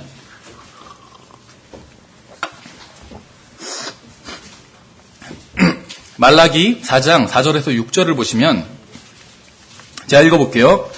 너희는 내가 호렙에서 온 이스라엘을 위하여 내 종 모세에게 명령한 모세의 율법을 법도와 함께 기억하라. 이런 것들은 그리스도께로 인도하는 것이죠. 보라, 크고 두려운 주의 날이 이르기 전에 내가 대언자 엘리야를 너희에게 보내리니 그가 아버지들의 마음을 자녀들에게로 돌아오게 하며 자녀들의 마음을 그들의 아버지들에게로 돌아오게 하여 내가 와서 저주로 그 땅을 치지 아니하게 하리라. 그래서 신약 성경이 시작되기 바로 직전의 말씀이에요. 그렇죠. 구약 성경의 끝의 말씀입니다. 킹제임스 성경에 기록된 그리스도인들을 위해서 기록된 성경에서는 구약 성경이 이렇게 끝난다는 것이죠. 그래서 율법과 법규와 법도라는 것이 나오는데 이런 것들은 다 사람을 그리스도께로 인도하기 위한 것들이라는 것을 우리가 알 수가 있죠. 킹제임스 성경의 구약 성경은 경고로 끝나고 있어요. 분명히 그렇죠. 그러나 경고만으로 끝나는 것이 아니라 복도 함께 제시하고 있습니다. 경고와 복. 그렇죠. 하나님의 말씀을 어기면 어떻게 할 것이다는 경고와 따르면 어떻게 할 것이다. 이런 복이 같이 있다는 것이요. 하나님께서 원하시는 것은 자녀들의 마음을 아버지에게로 돌아오게 하고 아버지의 마음을 자녀들에게로 돌아오게 하는 것이었어요. 이것은 축복입니다. 경고의 말씀은 아니라는 것이요. 그래서 구약 성경의 끝이 경고로만 끝나는 것은 아니에요. 경고가 분명히 있지만 복의 말씀도 약속의 말씀도 있다는 것입니다. 이제 히브리어 성경이 어떻게 끝나지는지 한번 볼게요. 우리는 이제 킹제임스 성경의 구약 성경이 끝나는 부분을 본 것이거든요. 히브리어 성경이 끝나는 부분을 보시면 유대인들이 소망하는 것은 약속의 땅이죠. 그렇죠. 약속의 땅이에요. 유대인들은. 그들의 유업도 약속의 땅이에요. 그런데 약속된 메시아를 거부하고 그를 십자가에 못 박으면 어떻게 되죠? 하나님의 뜻을 거역했을 때 전 세계로 흩어짐을 당하게 된다고 성경에서 말씀하고 있죠. 예언이 되어 있어요. 이미 신명기에서. 그래서 유대인들의 약속, 또 유대인들이 하나님의 뜻을 순종하는 것은 약속의 땅에 거하는 것, 약속의 땅으로 돌아오는 것과 연관이 있습니다. 구약 성경, 유대인들의 성경은 역대기야 36장 23절이 마지막이에요. 말라기가 중간에 있고 역대기야 36장 23절을 보시면 제가 읽어볼게요. 페르시아 왕 고레스가 이같이 말하노라. 주 곧 하늘의 하나님께서 땅의 모든 왕국을 내게 주시고 또 내게 명하사 유다에 있는 예루살렘에 자신을 위해 집을 건축하게 하셨나니 너희 모든 사람 가운데 누가 그분의 백성이냐. 예루살렘 얘기를 하고 있어요. 주 그의 하나님께서 그와 함께 계시기를 원하노니 그는 올라갈지니라 하였더라. 놀랍지 않으세요? 우리 성경은 이것으로 끝나지 않아요. 구약 성경이. 그런데 유대인들의 성경은 구약 성경만 있죠. 그래서 성경을 유대인들의 신실한 유대인이라면 구약 성경을 믿고 쭉 읽을 거 아니에요. 그럼 마지막에 보는 말씀이 바로 이 말씀이에요. 흩어진 유대인들은 예루살렘으로 올라가라. 이 명령으로 끝났어요. 그렇죠? 나중에 예수 그리스도께서 재림하시기 전에 유대인들이 회복되잖아요. 어디서 회복되냐면 예루살렘에서 다 모이게 되잖아요. 그렇죠? 하나님을 믿었던 신실한 유대인들은 교회가 휴거되고 나면 이 말씀에 순종해서 예루살렘으로 모이게 될 것이에요. 그래서 유대인들은 아시는 것처럼 지금 주님께 불순종함으로 전 세계에 흩어져 있습니다. 전 세계 어디에 있건 간에 구약 성경을 믿는 신실한 유대인들은 성경에서 마지막 보게 되는 말씀인 역대기야 36장 23절이죠. 유대인들이 믿는 유대인들의 성경 마지막 부분에서는 유대인들이 예루살렘으로 돌아갈 것을 명령하고 있어요. 만일 유대인들이 이 말씀에 순종한다면 유대인들은 예루살렘으로 돌아가야 돼요. 그래서 우리가 믿는 킹제임스 성경의 구약과 유대인들의 성경은 정확히 같은 것을 담고 있지만 순서는 다르다는 것이죠. 근데 그 순서가 서로 다른 것도 주님의 의도가 있다는 것입니다. 그러므로 우리는 성경을 순서대로 연구해야 되고 그렇게 순서대로 연구함으로 인해 놀라운 것들을 배울 수 있다는 것이에요. 성경을 연구하는 6번째 방법은 연대기 순으로 연구하는 것입니다. 이것은 순서대로 연구하는 것과는 약간 달라요. 성경은 연대기 순으로 기록된 것은 아니라고 말씀을 드렸죠. 연대기 순으로 엮인 것은 아니에요. 근데 이제 성경을 연구하는 한 방법 중에 연대기 순으로 연구하는 방법이 있어요. 어떤 형제님 추천해준 책 중에 성경이 읽어지네 뭐 이런 책이 있는데 연대기 순으로 성경을 정리한 책이에요. 예, 관심 있는 분들은 한번 보시면 좋을 것 같은데, 예, 그래서 연대기 순으로 성경을 연구하는데 이것은 성경을 엮은 순서대로가 아닌 시간의 흐름에 따른 순서대로 성경을 연구하는 것입니다. 예를 들면 사무엘기를 읽으면 다윗이 밧세바로 인해서 죄를 지은 후에 나단이 다윗에게 들어오는 부분을 볼 때 바로 요 순간에 연결되는 것이 바로 시편 51편입니다. 그래서 시편 51편으로 가서 다윗이 주님께 회개하는 것이 기록된 부분을 함께 연구할 필요가 있다는 것이요. 그리고 나서 바로 다시 사무엘기로 돌아와서 나단이 다윗에게 주님께서 그의 죄를 지워버리셨으므로 그가 죽지 않을 것이라고 말하는 부분이 나오죠. 여기 연결되는 것이요. 그 다음에 연결되는 부분이 바로 시편 32편입니다. 시편 32편의 그 1절, 2절에 자기 범죄를 용서받고 자기 죄가 가려진 자는 복이 있도다. 영 안에 간사함이 없고 주께서 불법을 인정하지 아니하는 사람은 복이 있도다. 용서받고 나서 한 시겠죠, 이것이. 그래서 이렇게 식으로 연결된다는 것이에요. 그래서 성경을 연대기적으로 연구하면 또 다른 각도에서 진리를 볼 수 있게 됩니다. 다른 각도에서 계시를 볼 수 있게 되는 것이고 이것은 매우 큰 우리에게는 복이라는 것이죠. 지금 이제 소개하는 방법은 하나의 매우 쉬운 방법인데 성경을 종합적으로 연구하는 방법이에요. 그러니까 단순히 성경 읽기를 넘어서 성경을 연구할 때 쓸 수 있는 하나의 쉬운 방법을 예로 들면 여러분들이 이런 식으로 이제 성경을 연구하면 성경을 주제별로 핵심 단어별로 한 사람씩 연대기적으로 우리가 앞에서 말했던 종합적인 방법으로 연구할 수가 있어요. 예를 들면 공책을 준비해서 맨 윗부분에 첫 페이지를 열고 맨 윗부분에 휴거라고 적으세요. 휴거. 또 다른 페이지, 다음 페이지에는 맨 위에 적그리스도라고 적으세요. 또 다른 페이지 맨 위에는 대환란이라고 적으세요. 그리고 또 다른 페이지 맨 위에는 영원이라고 적으세요. 일단 어떤 종말론에 대한 주제가 되겠죠. 이런 식으로 계속 적으시면 돼요. 핵심 단어들, 주제를. 이렇게 관련된 핵심 단어를 적으면 대략 1000페이지 이렇게 나올 수도 있겠죠. 그리고 이제 창세기부터 읽기 시작합니다. 휴거와 관련된 것이 나오면 첫 페이지로 가서 다 적어요. 창세기부터 읽기 시작하면서. 마찬가지로 적그리스도나 대환란에 대한 것이 나오면 해당 페이지로 가서 다 적으면 됩니다. 이런 식으로 공부를 하면 종말론에 대한 성경의 모든 관련 기록을 창세기부터 차례대로 정리할 수가 있게 되겠죠. 성경의 진리들은 성경책 위에 그냥 놓여 있는 것이 아닙니다. 무슨 말이냐면 주님께서 왜 성경 기록들을 탐구하라고 말씀하셨는지 아세요? 탐구하라고. 성경 기록들을 읽으라. 그냥 이렇게 말씀하신 거 아니라 탐구하라고, 찾아보라고. Search the Scripture 이렇게 말씀하신 것이죠.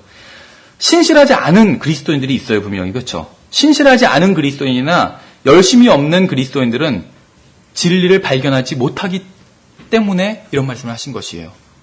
누구나 구원은 거저 받을 수 있어요. 그러나 진리를 발견하는 것은 가만히 있으면 발견하게 되는 것은 아니라는 말씀입니다. 금덩어리가 아무렇게나 길에 굴러다닌다면 금덩어리로서의 가치가 없을 것이죠.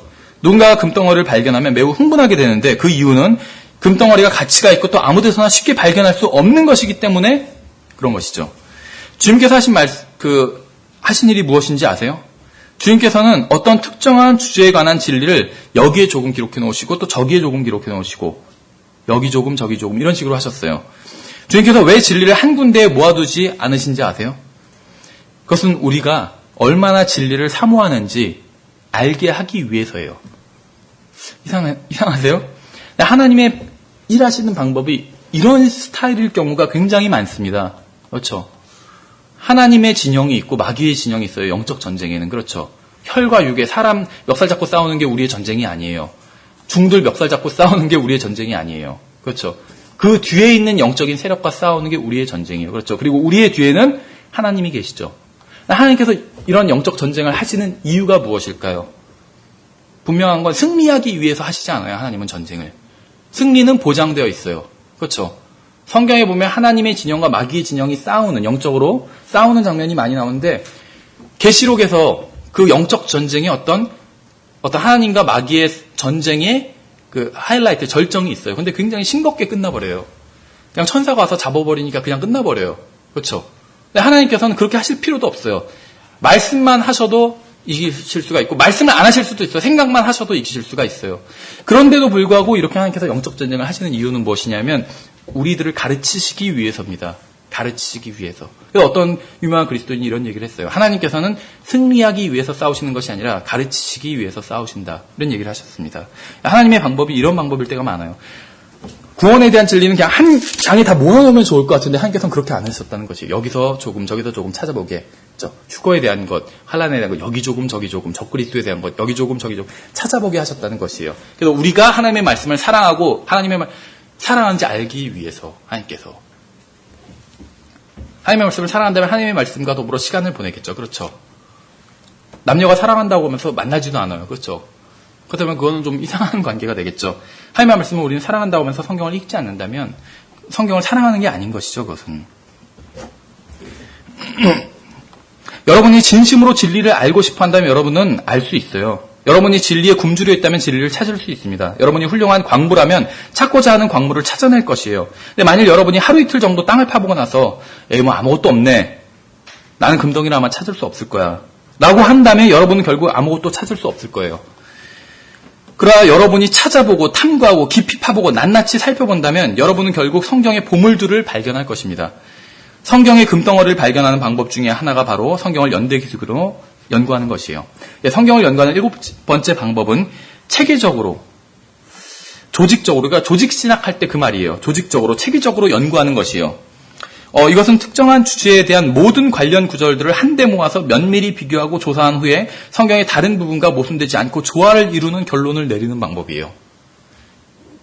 설명이 좀 긴데 한마디로 간단히 말씀드리면 제가 예를 들면 기초성경 공부를 주일 오후에 인도를 하는데 기초성경 공부를 인도할 때 하나의 이제 주제를 가지고 한 주에 공부를 합니다. 처음에는 구원, 그 다음에는 영혼 몸도 공부하고 나중에 교회에 대해서, 교회 역사에 대해서 공부하고 이런 식으로 한 주제에 하나씩 공부를 하는데 그 한 주제에 대한 공부를 준비를 하겠죠. 먼저 인도하기 위해서는 준비를 할 때 성경을 가능하면 한 번을 읽어요. 물론 성경을 꾸준히 읽어야 되지만 그 주제의 공부를 위해서 성경을 왜 그렇게 읽냐면 혹시 내가 이 주제에서 빠진 것을 있을지도 모르죠. 빠진 것이 없게 하기 위해서. 그건 긍정적인 면이고 부정적인 면으로는 혹시 내가 잘못된 얘기를 하고 있지 않는지. 그렇죠.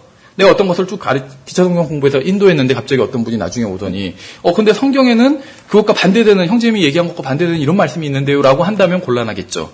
그런 것을 방지하기 위해서 미리 성경을 쭉 한 번 다 읽어본다는 것입니다.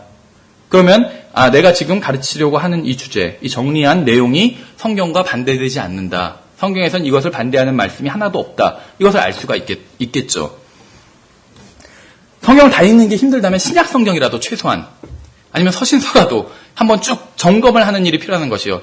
자기가 성경을 연구하고 또 이제 나중에 이제 성경 공부를 인도하실 때 준비한 그것을 신약 성경으로 한번 검증받을 필요가 있다는 것이에요.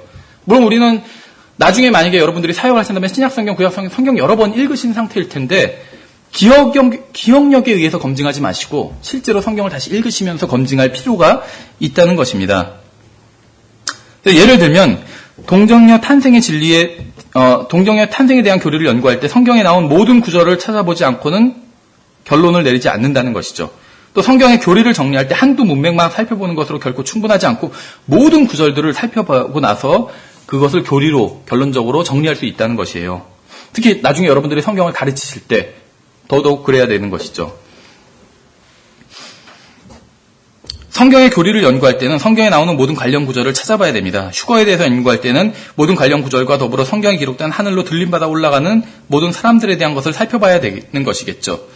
구약 같은 경우에 구약 성경 이제 복음서에서 개인적으로 그러니까 구약 성경에선 개인적으로 하늘로 들림받아 올라간 사람들이 나오고 또 신약 성경에서는 여러 번에 걸쳐서 단체로 이렇게 들려 올라가는 경우들이 나와요. 그렇죠. 그래서 이런 경우들을 조사해 보면 3번의 휴거가 있구나라는 것을 알 수가 있습니다. 그래서 지금 주일 오후 그 예배 그 성경 공부 시간에 이런 것들을 굉장히 자세하게 다루는데 3번에 걸쳐 한 번의 추수에 3번의 수확이 있는 것이죠. 그래서 우리나라 말로는 모르겠어요. 뭐 메인 하베스트라고 그러는데 영어로는 그 메인 추수, 전체 추수 그냥 이런 식으로 말해야 될 것 같은데 그래서 어떤 처음에 하는 것은 이제 첫 열매 이게 구약 예수님과 함께 승천했던 올라갔던 사람들이죠. 예수님이 데리고 올라가셨던 구약 성도들이죠. 이것이 첫 열매, 교회의 휴거 이것이 메인 하베스트죠. 본격적인 추수예요. 그리고 환난 성도들이 올라가는 것, 또 환난 증인들이 올라가잖아요. 들림 받아서 이것이 바로 이삭줍기라고 볼 수가 있겠죠. 그래서 성경을 연구해 보면 이렇게 여러 가지 휴거에 대해서 나오는 것을 알 수가 있습니다. 근데 이제 많은 사람들이 특히 이제 이런 교리들을 공부해 보지 않은 사람들은 이런 얘기를 들으면 굉장히 당황하고 처음 듣는 얘기고 이상한 얘기가 아닌가 이렇게 생각하는 사람들이 있어요. 성경을 공부하지 않기 때문에 그런 것이죠. 그래서 성경을 체계적으로 조직적으로 연구한다는 것은 모든 관련 구절들을 면밀히 살펴본다는 것이지 성경 관련 구절들 중 일부나 혹은 한 구절의 일부분만을 취해서 검토하는 것이 아니라는 것이에요. 그래서 전체 관련 구절을 살펴보는 중에 자신이 생각했던 교리가 잘못되었음을 보여주는 구절이 나오면 그때는 더 이상 논쟁할 필요가 없다는 것이에요. 나의 생각과 다른 구절, 내가 믿던 것과 다른 구절이 나오면 나의 교리와 나의 입장을 버리고 하나님의 말씀에 일치하는 입장을 취해야 됩니다. 성경 연구에 있어서 이것만이 가장 유일한 안전지대인 것이에요. 오늘날 그리스도인들이 성경과 얼마나 멀리 떨어져 있는지 모릅니다. 성경을 펴서 보여줘도 자신이 들어본 적이 없는 교리는 무조건 거부하려고 해요.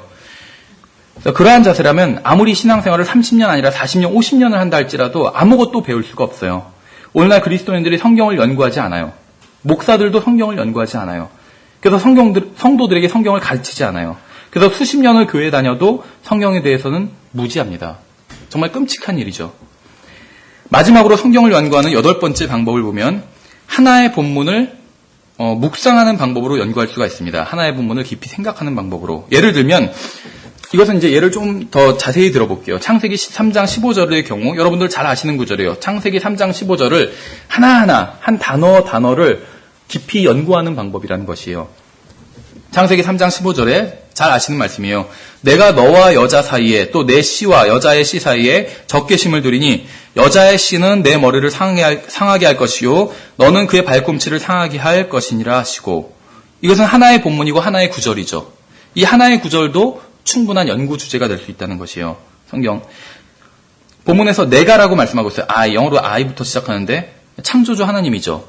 또 내가 말씀하고 있는 분이 누구인지 연구해 볼 수 있다는 것이죠. 주님은 아담과 이브가 타락할 때 보고 계셨고 그들에게 가죽 코트를 입히셨고 그들을 동산에서 쫓아내셨어요.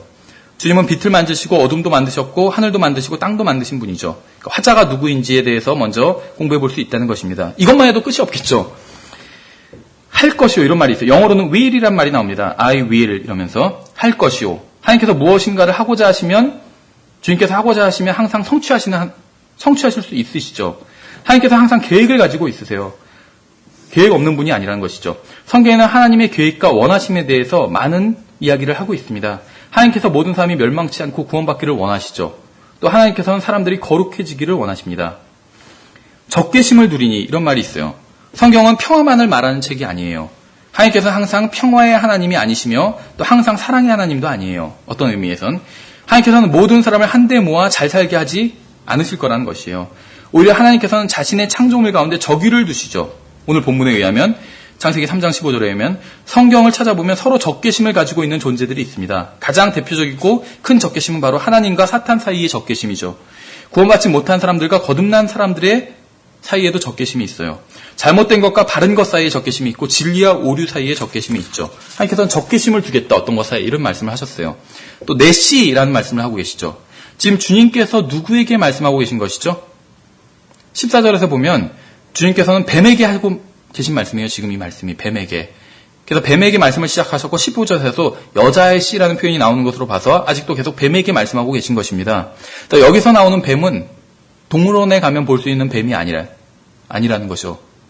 이 뱀은 분명히 마귀입니다. 뱀이라고 불릴 뿐이지 어떤 이유로 분명히 마귀예요. 동물에 있는 뱀은 아니라는 것이요. 그런데 성경에 의하면 마귀도 씨를 가지고 있다고 말씀하고 있어요. 그렇죠. 내 씨라고 말씀하고 있으니까. 제가 과거에 장로교회 다닐 때는 이런 거는 꿈도 못 꿀 얘기였던 것 같아요. 마귀가 씨가 있다? 이상한 얘기죠. 성경에서는 분명히 마귀가 씨가 있다고 말씀하고 있어요. 그래서 대부분의 그리스도인들은 마귀가 씨를 가지고 있다는 것조차 모르고 있고 또 믿지도 않아요. 여자의 씨라는 표현도 있죠. 본문에 보면. 여자는 타락해서 남자에게 선악과를 주어 먹게 했어요. 그 결과 하나님의 심판을 받게 되고 저주도 받게 됐어요. 그런데 우리가 이 문맥을 보면 여자가 저주만 받은 것이 아니에요. 동시에 저주를 받았지만 동시에 성경의 가장 큰 약속이 여자에게 주어졌어요. 놀랍지 않으세요? 놀라운 일이고 은혜로운 일이에요. 하나님께서는 죄를 지은 여자에게 진노하셔서 단순하게 여자를 쫓아버리신 것이 아니라는 것입니다. 하나님께서는 단순하게 여자를 책망하시거나 인류를 향한 주님의 계획을 망쳐버린 여자를 원망하고 계시지 않으세요. 주님께서는 이렇게 말씀하신 것이에요. 여자야, 내가 너를 통해서 놀라운 일을 하겠느니라. 너의 자손으로 태어나는 한 사람이 내가 망쳐놓은 이 모든 문제를 해결하게 할 것이다. 이런 말씀을 하고 계신 것이요. 다른 말로 하면 성경에 기록된 것을. 이것이 바로 긍휼이고 은혜인 것이죠. 하나님께서는 이불을 없애버리시고 새로운 여자를 만드실 수도 있었지만 그렇게 하지 않으셨어요. 모든 것이 망가진 바로 그 상황에서 새로운 소망을 주셨어요. 주님께서는. 죄를 지은 여자에게 큰 소망의 약속을 주시고 그 결과 우리도 구원받을 수 있는 길을 만들어주신 것이죠. 하나님은 굉장히 선하신 하나님이에요. 여자의 씨라는 표현을 연구해 볼 만한 가치가 있어요. 본래 씨라는 것은 남자에게 속한 것이지 여자에게 속한 것이 아니에요. 그래서 이 말씀은 굉장히 특이한 말씀이에요. 그래서 창세기 3장 15절의 말씀은 남자의 씨 없이 태어나게 될 한 사람에 대한 예언인 것이에요. 그렇죠. 그래서 이 예언의 말씀은 우리를 베들레헴을 거쳐 갈보리를 지나 하늘나라로 인도하는 그런 말씀이에요. 내 머리를 상하게 할 것이요. 이렇게 말씀하셨어요. 주님께서 누구의 머리를 상하게 하실 것이죠? 이 자는 머리가 있고 씨도 있으며 여자의 씨와 적대감을 가지고 있는 자, 이 자의 머리를 상하게 하시겠다 말씀하고 있죠. 여자의 씨는 갈보리에서 뱀의 머리를 상하게 했죠. 또 아마겟돈에서 다시 한번 상하게 할 것이고 마지막으로는 불호수에 던져버릴 것입니다. 여자의 씨가 이 뱀을. 머리를 상하게 할 것이라는 말씀은 큰 상처를 주겠다는 의미입니다. 머리에 상처를 입으면 가장 큰 타격을 입겠죠. 그렇죠. 너는 그의 발꿈치를 상하게 할 것이니라. 여기서 주의할 것은 이 말씀을 하시는 분이 하나님이라는 것이에요. 뱀이 그리스도의 발꿈치를 상하게 할 것이지만 그것은 여전히 하나님께서 하시는 일이에요. 그렇죠. 주님께서는 스스로 자신을 내어주셨잖아요. 그렇죠. 뱀이 십자가에서 그리스도의 발꿈치를 상하게 했잖아요. 그런데 이렇게 한 것이 이 뒤에는 하나님이 있었다는 것이에요. 하나님 자신이 뱀에게 허락하셨다는 것이에요. 그렇게 하도록. 그렇죠. 그래서 주님께서 이렇게 말씀하시는 겁니다. 내가 여자의 씨로 가면 마귀를 상하게 할 것이고 인간의 죄 문제를 해결하고 사람들을 구원할 것이다. 그러나 그러는 과정에서 나도 상처를 입을 것이다. 이런 말씀을 하고 계신 것이에요. 이사야서 53장에서는 그러나 그는 우리의 범죄들로 인해 부상을 당하고 우리의 불법들로 인해 상하였노라. 그가 징벌을 받음으로 우리가 화평을 누리고 그가 채찍에 맞음으로 우리가 고침을 받았다. 이게 말씀하고 있잖아요. 창세기 3장 15절의 말씀과 함께 어울리는 말씀이죠. 이것처럼 창세기 3장 15절을 하나로 성경의 여러 주제를 가르칠 수 있어요. 경우에 따라서 창세기 3장 15절 가지고 성경 전체를 가르칠 수도 있어요. 이 하나의 구절을 몇 달 동안 연구하면서 가르칠 수도 있어요. 여러분, 오늘날 많은 교회가 왜 영적으로 거의 죽어 있는지 아세요? 설교자와 성도들이 성경을 연구하지 않기 때문에 죽어 있어요. 왜 그렇게 많은 설교가 생명력은 전혀 없이 몸이 건조한지 아세요? 몇 년 전에, 경우에 따라서는 몇십 년 전에 신학교에서 배운 거를 말만 조금 바꿔서 정리만 다시 해서 그것을 설교자들이 재탕하기 때문이에요. 어제 저녁에 연구한 싱싱한 하나님의 말씀으로 성도들을 배부르게 해야 됩니다. 설교자들은, 사역자들은. 성경은 놀라운 책이에요. 그 안에는 무한한 보고가 있어요. 그 보고를 캐내서 성도들에게 전해줘야 되는 것이에요. 성경의 한 부분을 연구하세요. 요한복음 3장 16절을 다시 한번 예로 들어볼게요. 시간이 좀 있으니까. 하나님께서 세상을 이처럼 사랑하사 자신의 독생자를 주셨으니 이것은 누구든지 그를 믿는 자는 멸망하지 않고 영존하는 생명을 얻게 하려 하심이라. 잘 아시는 구절이죠. 영어 성경 같은 경우에 for로 시작합니다. For God so loved the world 이렇게 시작해요. for로 시작해요. 이것은 앞의 구절에 대한 어떤 설명을 의미합니다. for라는 게. 그렇죠. 또 하나님께서 이렇게 말씀하고 있어요. 하나님께서는 누구시며 무엇을 하시는지 하나님이라는 이 단어 하나를 공부하려면 아까 창세기 3장의 경우와 마찬가지로 굉장히 많은 시간이 필요하겠죠. 사랑하사. 영어 성경에선 이 단어가 먼저 나와요. 사랑이라는 단어가. 우리나라 말로는 좀 약간 순서가 다르지만 여기서 시제를 보면 과거 시로 돼 있어요. 사랑하사. 그래서 우리나라 말로는 참 어감이 안 오는데 For God so loved 해서 과거 시제로 되어 있어요. 하나님께서 세상을 사랑하셨고 그것을 입증하셨어요. 성경에서 말씀하시는 사랑은 항상 사랑하고 입증이 필요해요. 입증할 수 있어야 돼요. 주님께서는 그렇게 입증을 하셨죠. 주님께서는 어떤 방법으로 입증하셨어요? 주님께서는 자신의 사랑을 우리들을 향한 자신의 사랑을 입증하신 방법이 바로 십자가죠. 그렇죠. 이처럼 이렇게 말을 하고 있어요. 하나님께서 세상을 사랑하셨는데 어떻게 사랑하셨느냐면 이처럼. 근데 이처럼 저는 이게 제가 이제 국어 어휘력이 부족해서 그런지는 몰라도 감이 잘 안 오더라고요. 근데 이게 사실은 매우예요. 매우. 왜냐면 영어로 보면 so잖아요. For God so loved the world.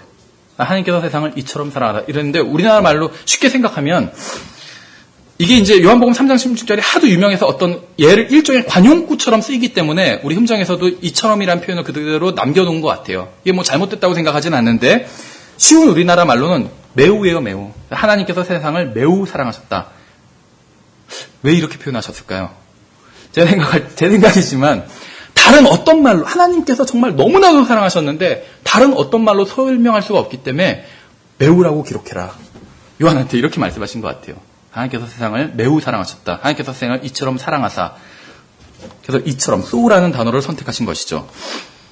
이 so라는 단어가 말하기에 따라서는 아주 다양하게 할 수 있어요. 뭐 so 이렇게 쓸 수도 있겠지만 God so loved the world. 하나님께서 정말 사랑하셨다. 이 표현이에요. 이 말이. 세상을 사랑하셨다고 말씀하고 있죠. 성경에서는 세상이라고 말씀하실 때 그것이 의미하는 것이 여러 가지가 있겠죠. 세상은 무엇인가요? 이것에 대해서 공부할 수도 있겠죠. 또 이 구절을 연구하면서 하나님께서 사랑하신 세상은 특정한 어떤 세상이에요. 그래서 God so loved the world. 정관사가 붙잖아요. 특정한 어떤 세상이에요. 그렇죠. 바로 우리 사람들로서 인류로서의 그 세상을 말씀하시는 거겠죠. 주셨으니 이렇게 말씀하고 있어요. 주셨으니. 지금 한 단어 한번 살펴보는 겁니다. 아주 빠르게 그냥.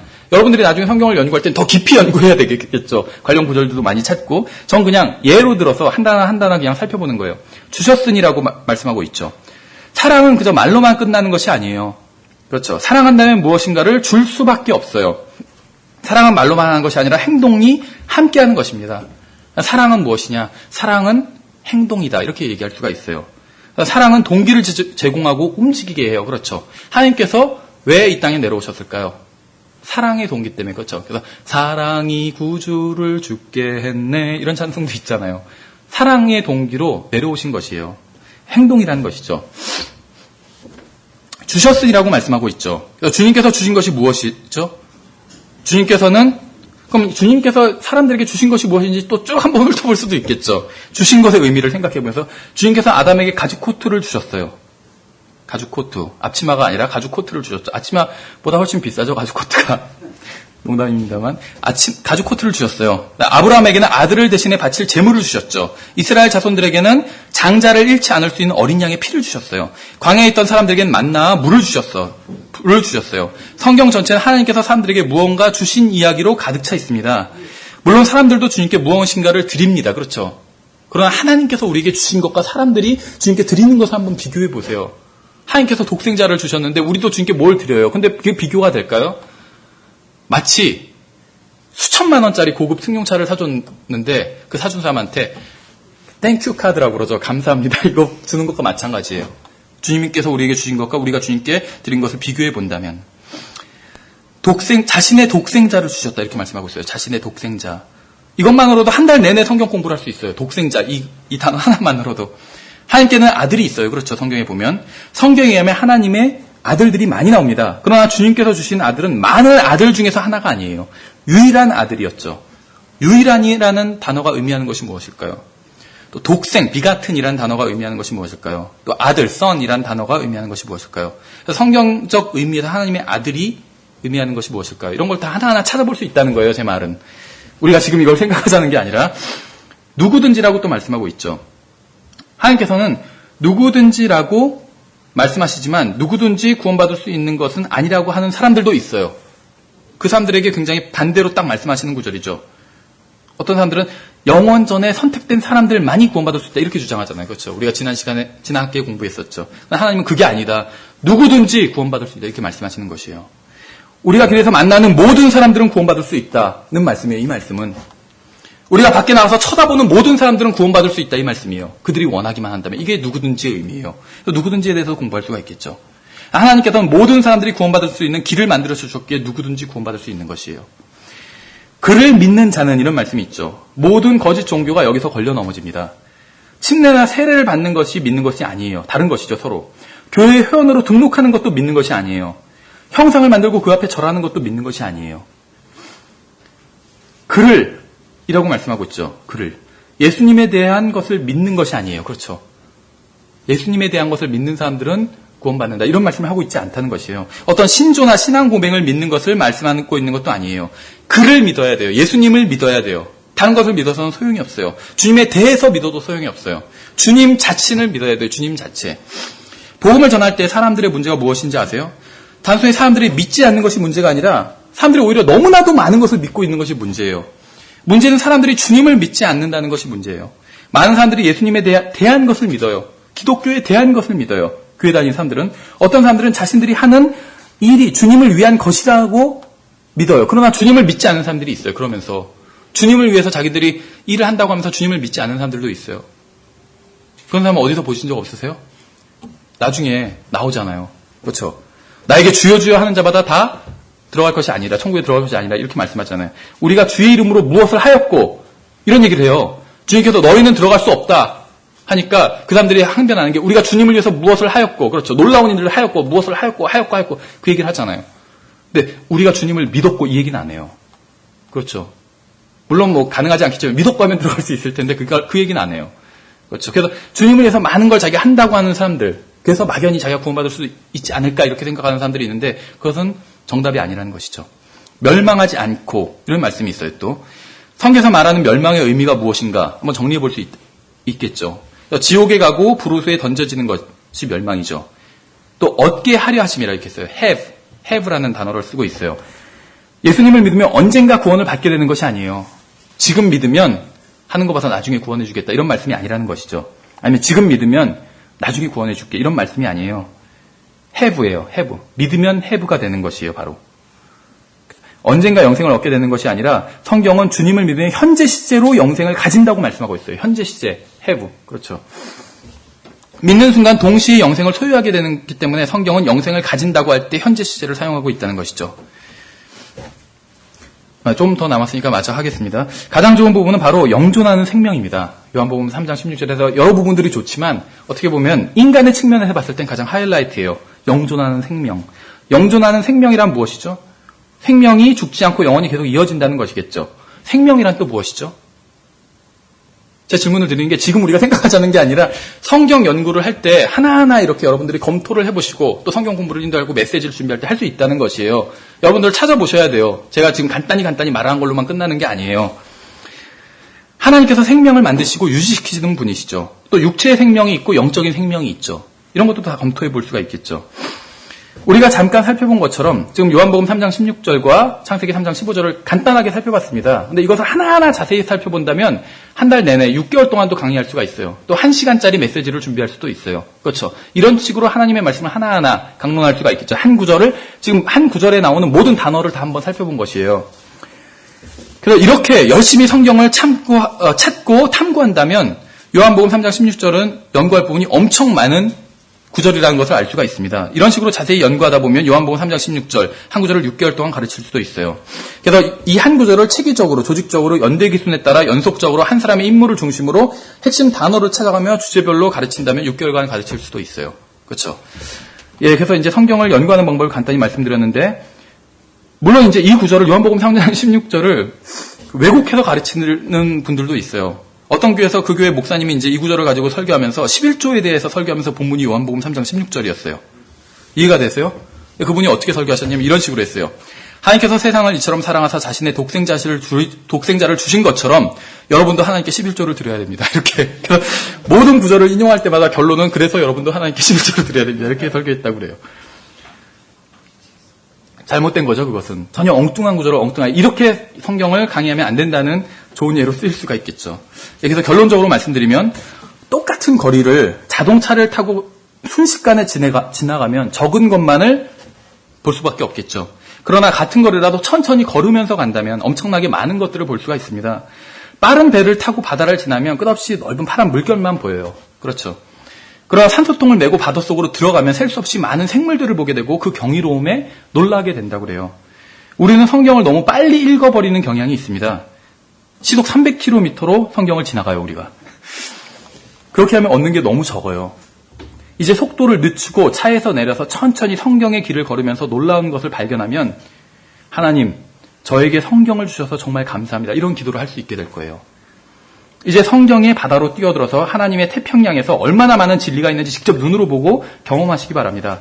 바닷속에 들어갈 때마다 스노클링을 한다고 그러죠. 바닷속에 들어갈 때마다 이전에는 보지 못했던 것들을 보고 놀랄 때가 있다고 그래요.